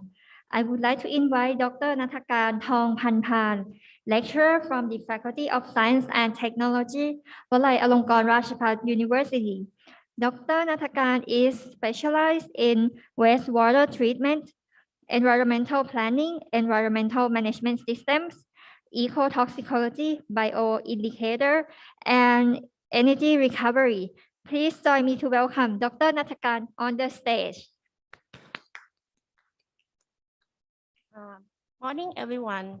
I'm Nathakan Thongpanpan from the Environmental Science Program, Faculty of Science and Technology, Walai Alongkorn University. Today, I would like to share and discuss the community, the quality of the water supply production in Thailand and the assessment of the water quality and the problem and the situation in this time. And the future work for the community water supply management. And in Thailand, we also have many community water supply, and the most of them are undertaken of the sub-district administrative organization in Thailand. But however, the quality of the water also have the problem when we monitor in the each area around our country. So today I would like to share the quality of the water supply. So let me brief quickly about how to produce the community water supply. Actually, we divided in, excuse me. We divided in 3 parts. The first, we have to focus on the water resources. In Thailand, we also use the surface water and groundwater to produce the community water supply production. And after that, we select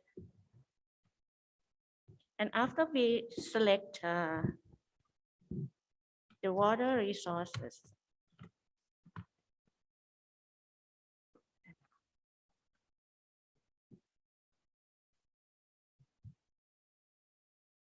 And after we select the water resources, the water treatment improve the quality of water need to be concerned. And another system is water distribution system. So here, the conventional community water supply production depends on the two of the raw water at the surface water and groundwater. For the raw water that we provide to produce the community water supply, so we need to make sure that the water quality is meet the standard of the surface water. So the sedimentation and filtration needs to produce in this the process. And after that, we will treat with the chemical and chlorination and some chemical to meet the standard and produce with the water distribution. And for the groundwater supply production, we have many scale of the community water supply production and directly pump the groundwater as a raw water to the filtration tank or chamber that contain for the conventional system, we contain about the sand, the gravel and the carbon, some color to fill the water and the storage tank, and then treat with the chemical and distribute to the community. And generally, the chemical that we use, we usually use the chlorination process, and then the storage to the tower water, and then distribute to the community. However, we focus on the raw water resources. So the water quality standard should be meet the standard, or even we have to focus on the process that we can treat the water before we distribute to each community. And here is the standard that of the surface water of the Pollution Control Department Thailand. So we usually treat the pH or even the dissolved oxygen, nitrate and nitrite, and some heavy metal And also now we try to develop the standard because like the surface water found that contaminated from the organic chemical that used in the farmer that used in the field. So we need to concern about this point. And for the groundwater quality standard, also have to check before we select the water resources first, and need to make sure that our system can treat some chemical contaminant in the groundwater. And now in Thailand, many study found that our groundwater contaminated from the volatile organic compound. And now the pollution control department try to develop the method and the standard for our country to check the groundwater quality standard. And also heavy metal, and also some pesticide that usually used in our country. And for the community water supply production, so firstly, in the fact in Thailand, we also check after we check the monitoring the water quality. We also check the physical, chemical, and biological parameters in the at the treatment process, like the sand filtration or the filtration chamber or tank. Here is some commonly parameter that used to check, and it depends on the objective of the water usage. Because some community, they only use for the usage, not for drinking. And so the commonly parameter is like color, turbidity, pH, or the total dissolved solid, or even the hardness. And if we choose the surface water, the nitrate, nitrite, and sulfate, even chloride and heavy metal need to be monitored during the we produce the water. And some community, they try to scale up and improve the water quality standard by use the drinking water quality. And so here is the standard and the parameter that we need to check. And also if the drinking water standard is to be checked, the biological parameters such as E. coli, coliform, some kind of this. And today I read the study of the accessing the water quality allowed in Thailand to share the situation of the water supply.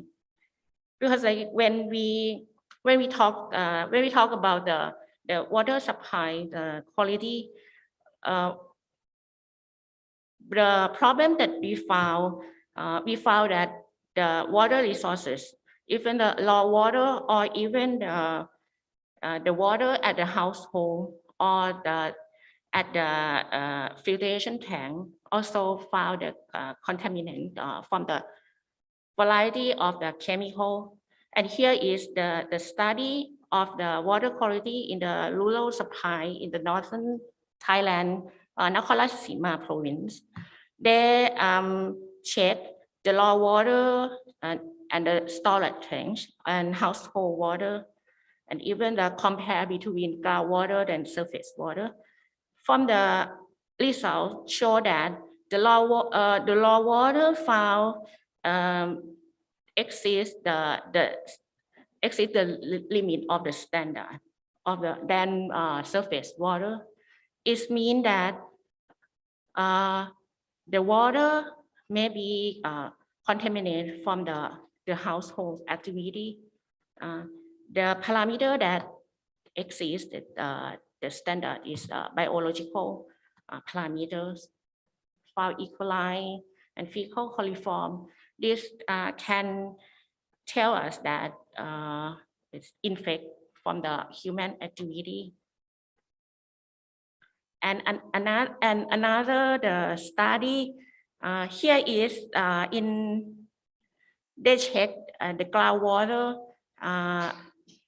in Hue Sai, Phetchaburi province, and they used some statistic tools like cluster analysis to check. And in this picture is the red dot is the red dot are the groundwater sample that they check. And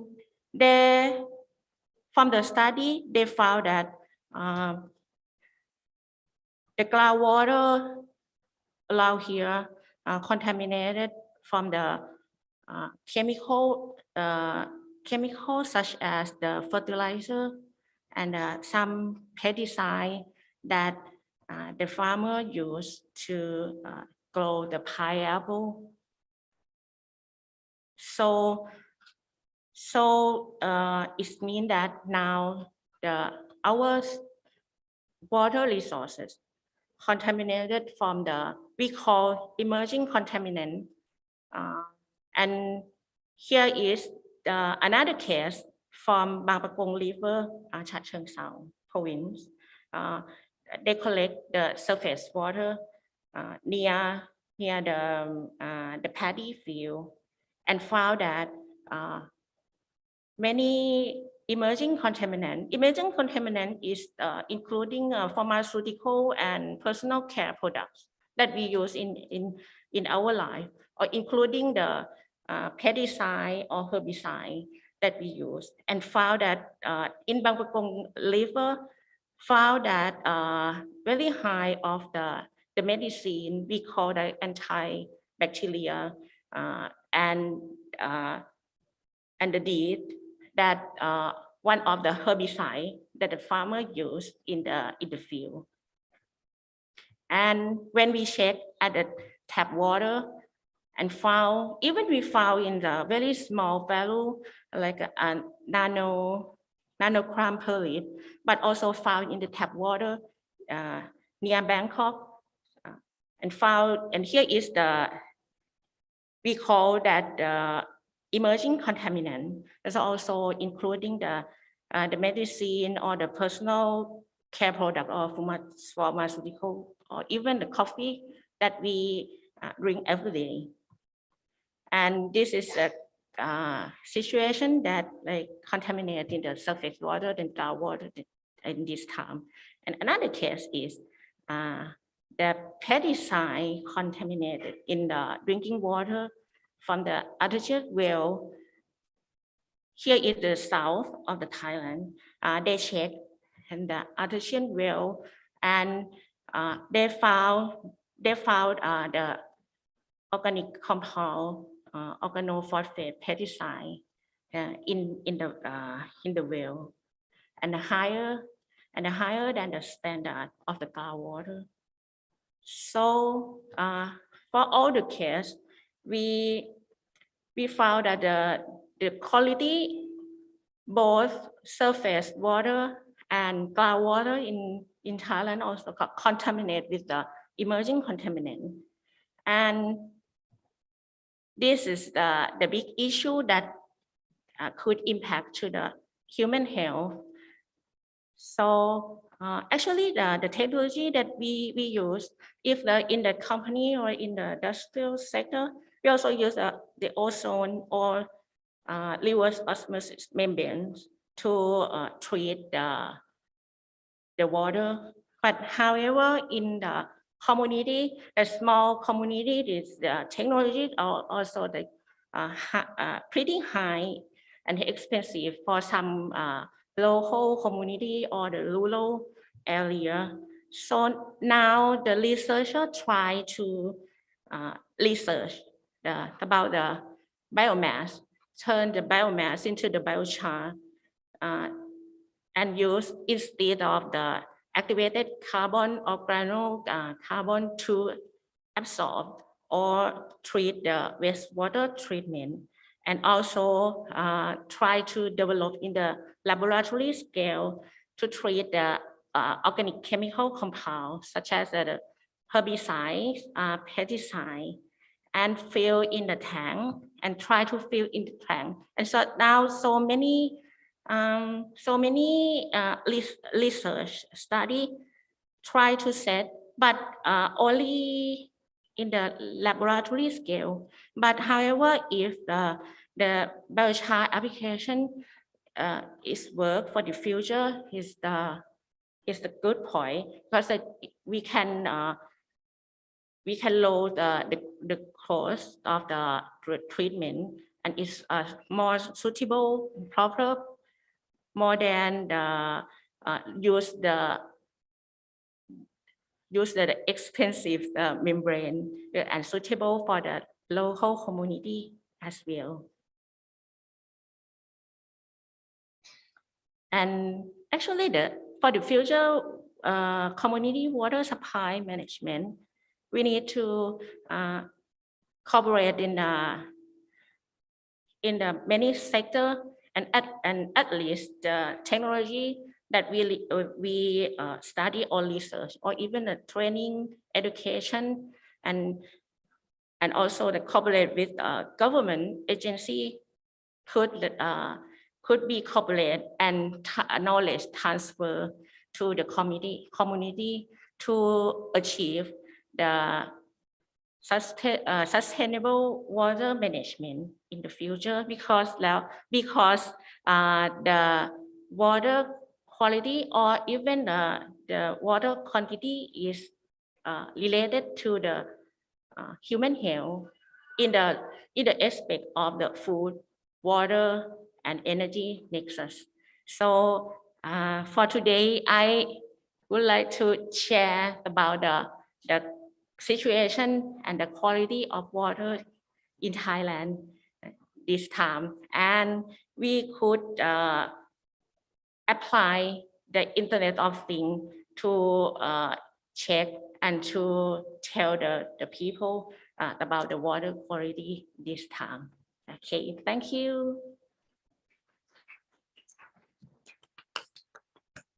Thank you very much for your presentation. And for the last presentation of today's workshop, the topic is concept of IoT application for community water supply production in Thailand. I would like to invite Dr. Ekachai Thammasat. He is a senior research officer from the Expert Center of Innovative Industrial Robotics and Automation, TISTR. He has been working for 30 years at TISTR. His expertise is water technology and engineering. Please join me to welcome Dr. Ekachai on the stage.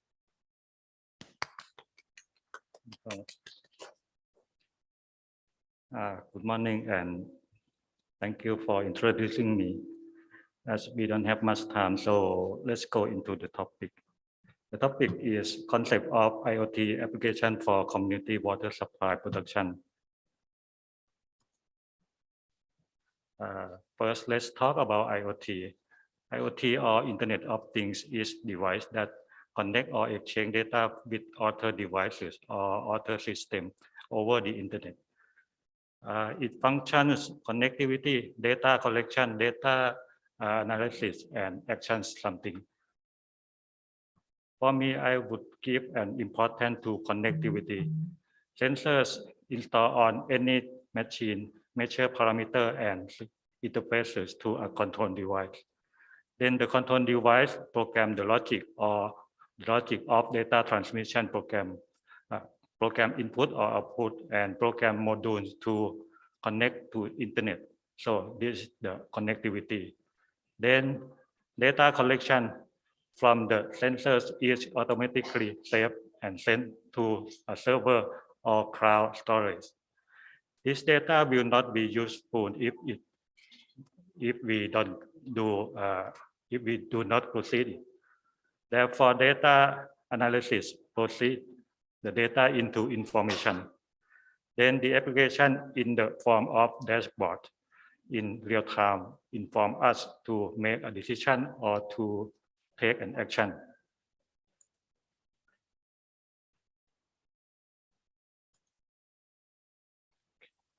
Let's talk about community water supply.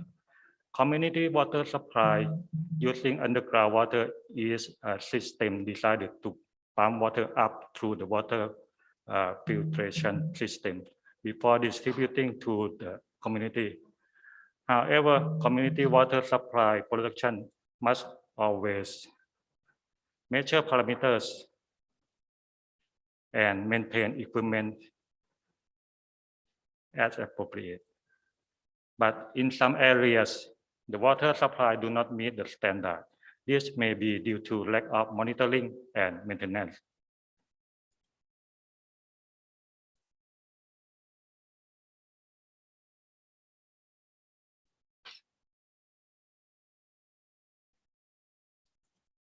Okay. Then filter backwash is a procedure of maintenance to maintain the water supply in control.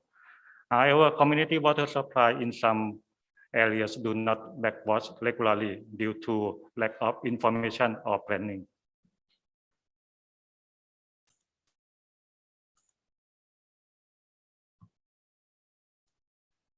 There is the animation.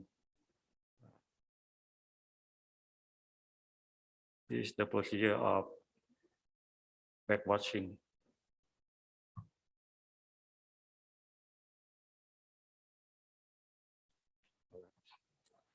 When considering the application of IoT to community water supply production, the results obtain a quality, low cost, and sustainable water supply system. The community water supply is clean for safe for consumption before the IoT has a variety of measurements, alarms, or self-cleaning at all time. Then there is enough water to meet the demand because IoT measure the amount of raw water, assess the situation, or reserve enough water. The production costs are also low because IoT has the ability to measure parameters, proceed data into information, and make decisions. Therefore, the system can be slightly used of raw materials such as chemicals or manage resources such as labor for maintenance as needed.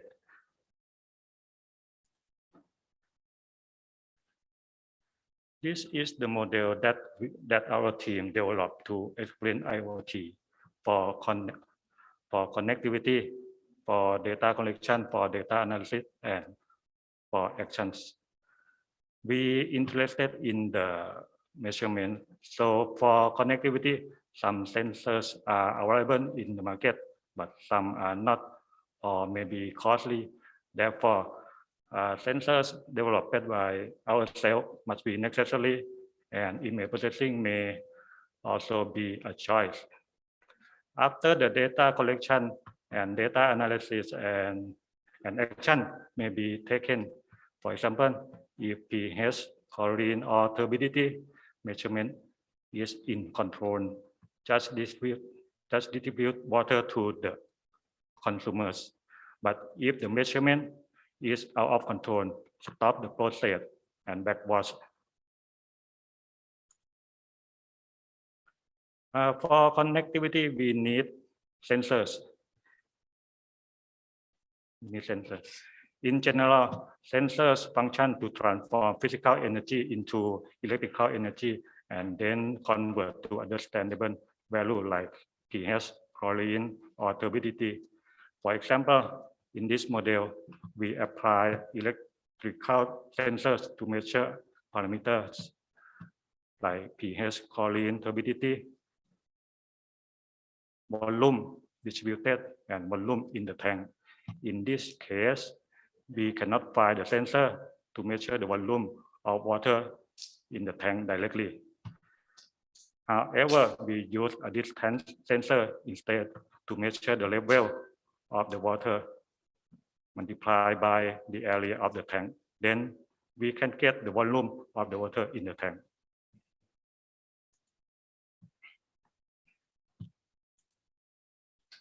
Another choice to measure parameters is applying image processing. By using a webcam to transform an image into data, the cost to develop IoT system will reduce a lot, maybe 2 or 3 times. For example, we apply only one camera using color classification. We can measure a variety of parameters like pH, hardness, chlorine, or turbidity.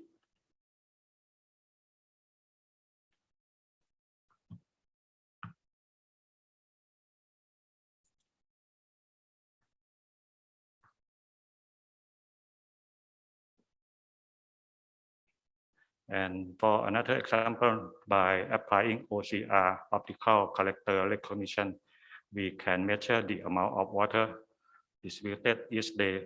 From this information, we know the consumers are consuming the water regularly, or this might be a leak somewhere. Also, we can manage when to clean filter relative to the amount of water consumption. Similarly, image processing for OCR or optical character recognition can be applied in other purposes like measurement of water in the high tank and underground tank, as well as measurement of pressure and flow rate. Using this application, we can save a lot of cost. In some cases, water supply production system might not be allowed to modify the system. Therefore, the image processing is a good choice to develop IoT application for community water supply production. After measurement using sensors or image processing, data can be collected and sent to a server or cloud and be ready for data analysis. I don't worry about this, so I just pay attention to the sensor only. And next, for data analysis, data is processed into information. Let's see the water volume consumed each day.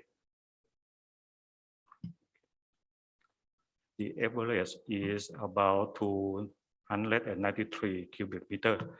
If the data is out of upper control limit, there must be something wrong and an action has to be taken. The cause may occur due to a leak somewhere. The operator can find out before the consumer inform us. And for pH measurement each day, the average is 7.47 if the data is out of upper and lower control limit. Right here. There must be something wrong and an action has to be done. If the sample fall into the same site, this for example, for the same site for more than 5 or more,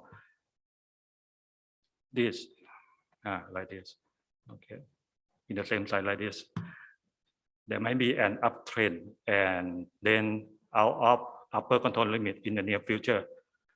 Therefore, the production system also needs to be taken care. An example of action is filter backwash. For example, if turbidity is out of its upper control limit, a filter backwash needs to be done.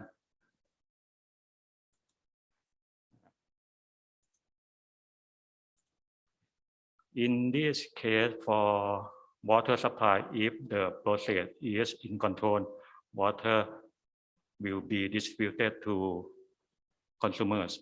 But if the process is out of control, suppose the turbidity is out of its upper control limit, just stop the process and then backwash For this example, the IoT will send a signal to close this valve and this valve, and then open this valve and this valve for backwashing.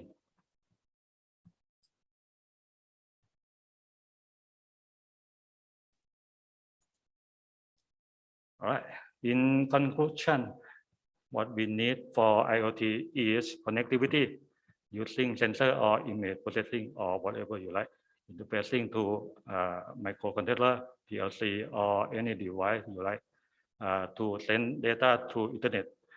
Then data collection is saved in a server or cloud. After that, data analysis transform data into information, and lastly, take action to do something like after we see the information.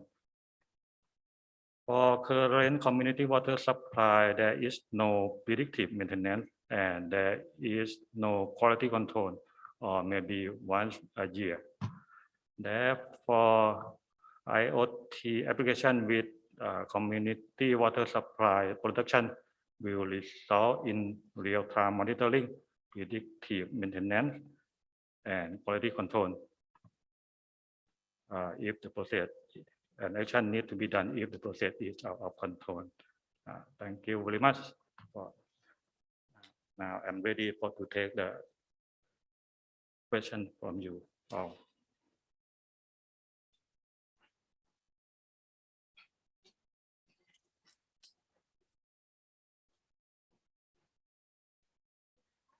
Presentation. Thank you very much for your presentation. So now we are going to Q&A session. For online participants, you can send your questions through the chat box. And for on-site participants, please feel free to raise your hand. I have a question from Ms. Kim Prapai. The question is what? So for the first question from Dr. Ekachai to Mr. Soraf and Mr. Sai, could you please give an example of successful case of IoT application in water in India? So Mr. Soraf, you can answer first.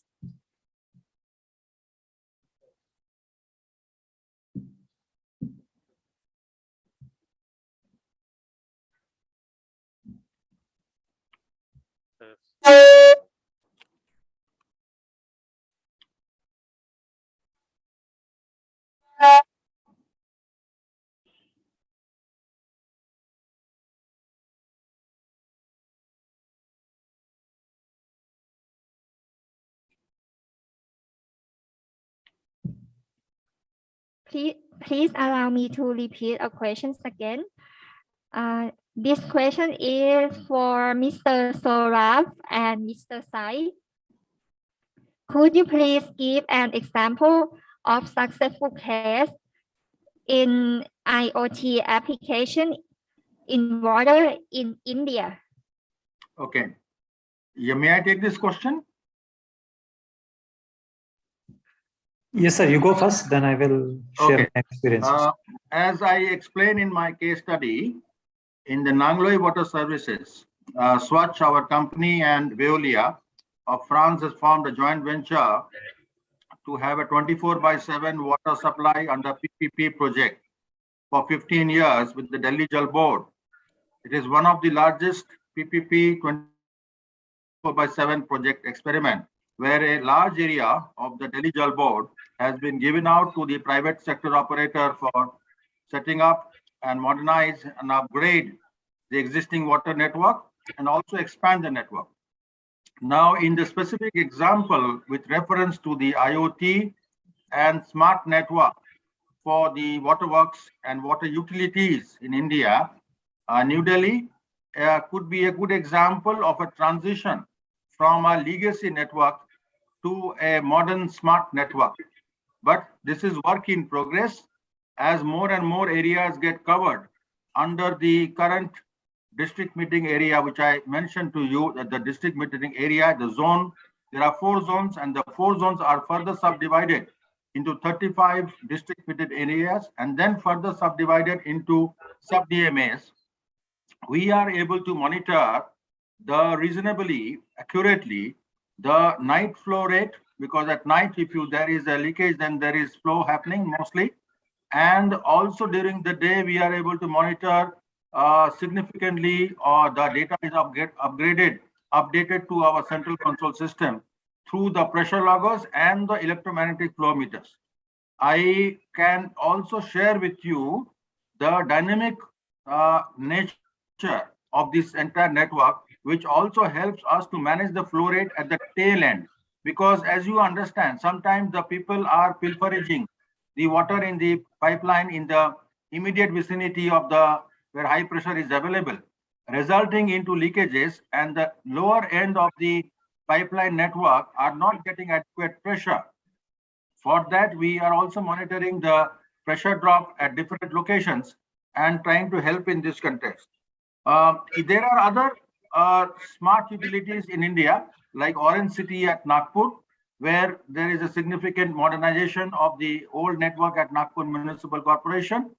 And there are a couple of other examples, but one larger examples of 24/7 water utility is Delhi Jal Board, where a part of the Delhi Jal Board, 1/10 of Delhi area, is now made into a reasonably smart. I would not say fully yet, because there is a work in progress. Many areas out of the 35 DMAs, we have converted 5 DMAs containing, and each DMA around 20,000 connections.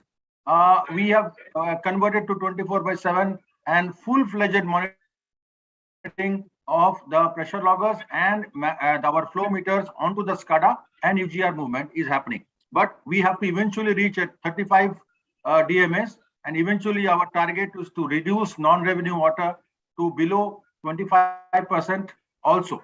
Now we are ranging location by location to 40%, somewhere 33%, somewhere 37%, like that. So the benefits I had explained to you are significant. One is increased volume of water in billing network. 2, lower non-revenue water. 3, the pressure drops and power consumption also is being reduced significantly. So with this, and also the billing and commercials, because more you sell to the network, through the metering, then the metering losses are less, and your billing also improves. So every utility must endeavor to have 100% billing and 100% collection efficiency. Currently, we are covering 85% efficiency of collection. With these few words, we have just shared with you our experience of Delhi, and I think Mr. Sai can further elaborate on this matter. Thank you so much. Thank you, Mr. Saurav. As Mr. Saurav already mentioned, he already implemented he shared the details of the implementation for Delhi Jal Board. Being an R&D organization, actually we work in the rural sector. The scenario is like that. In rural sector, the villages are spread over a significant distant regions. They are covered over a spare of few hundred kilometers. So we developed a monitoring system which can do on-site analysis of the water sources. Suppose if you take the case of Rajasthan, it is spread over a few hundreds of kilometers, and it is very much prevalent, the fluoride contamination in most of the region, that every bore well or every underground water source is a contaminated water source. As the agriculture is getting more and more growing faster than expected, so people are digging more and more and getting groundwater much more earlier than it's recharging. So what we developed a system is which will monitor the groundwater level as well as the water quality at that point source. So currently the scenario is like that. I mean, earlier the scenario is like that. People used to bring the sample to the district headquarters, which is roughly around 100 kilometers from the source. So the number of samples that can be monitored in a particular day is very, very less. So our system is an IoT enabled system, which is having both Bluetooth and wireless. So it will automatically connect to to the smartphone or the tablet, and it monitors the water source at the field itself. So the advantage of this one is, so by monitoring the field on-site analysis of the water source, we can ensure that the water source level is depleting or not, and what is the quality of the water source. So by having this mechanism, so down the line, over a period of 6 or 10 years down the line, we can estimate, or we can prior estimate that this source is getting depleted, or we need to recharge this source so that it cannot be totally extinguished. So this IoT enabled devices, that is field deployable devices, is one way. As Mr. Saurav already explained, he's looking into the distribution scheme in cities and towns, etc.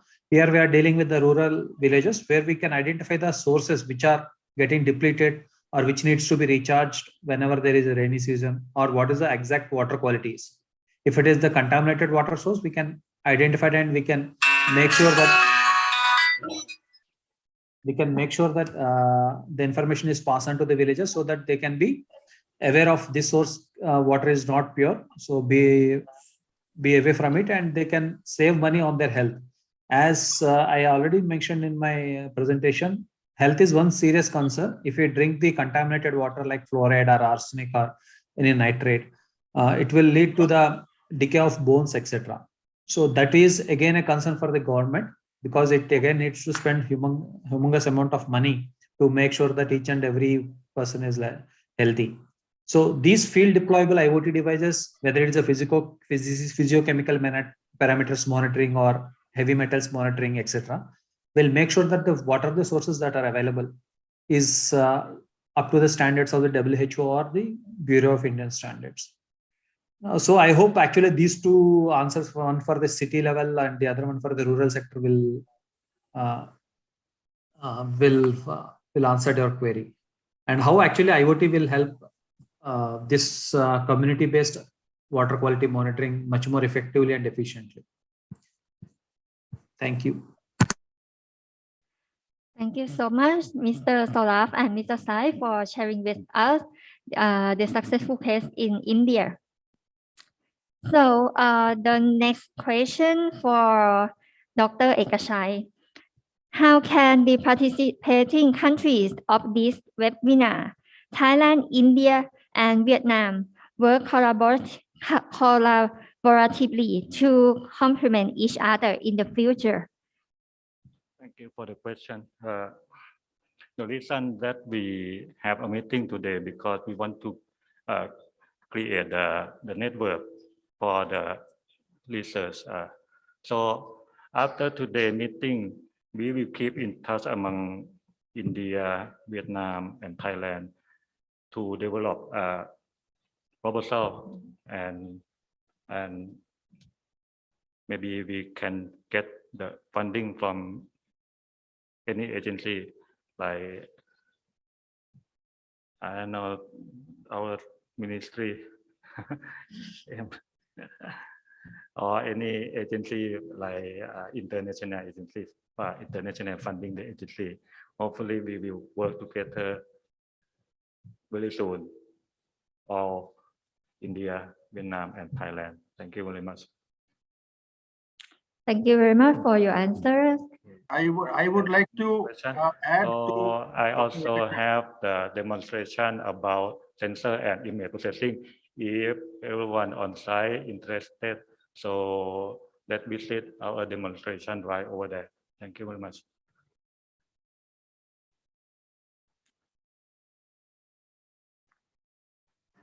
I think Mr. Saurav has something to share on that aspect. Can you put in? Yeah, with the kind permission of the moderator.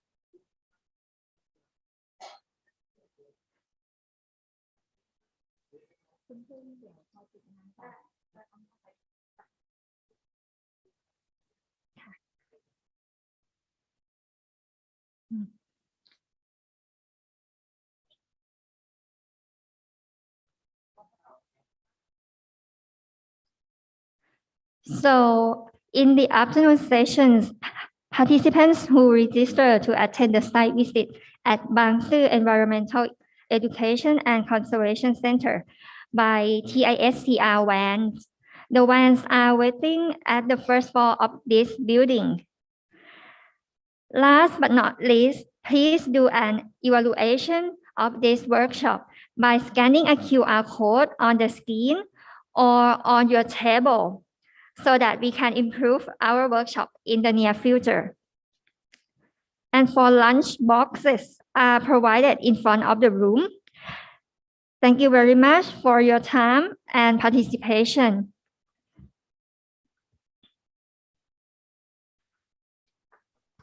Thank you very much. Right. Thank you so much. Thank you so much.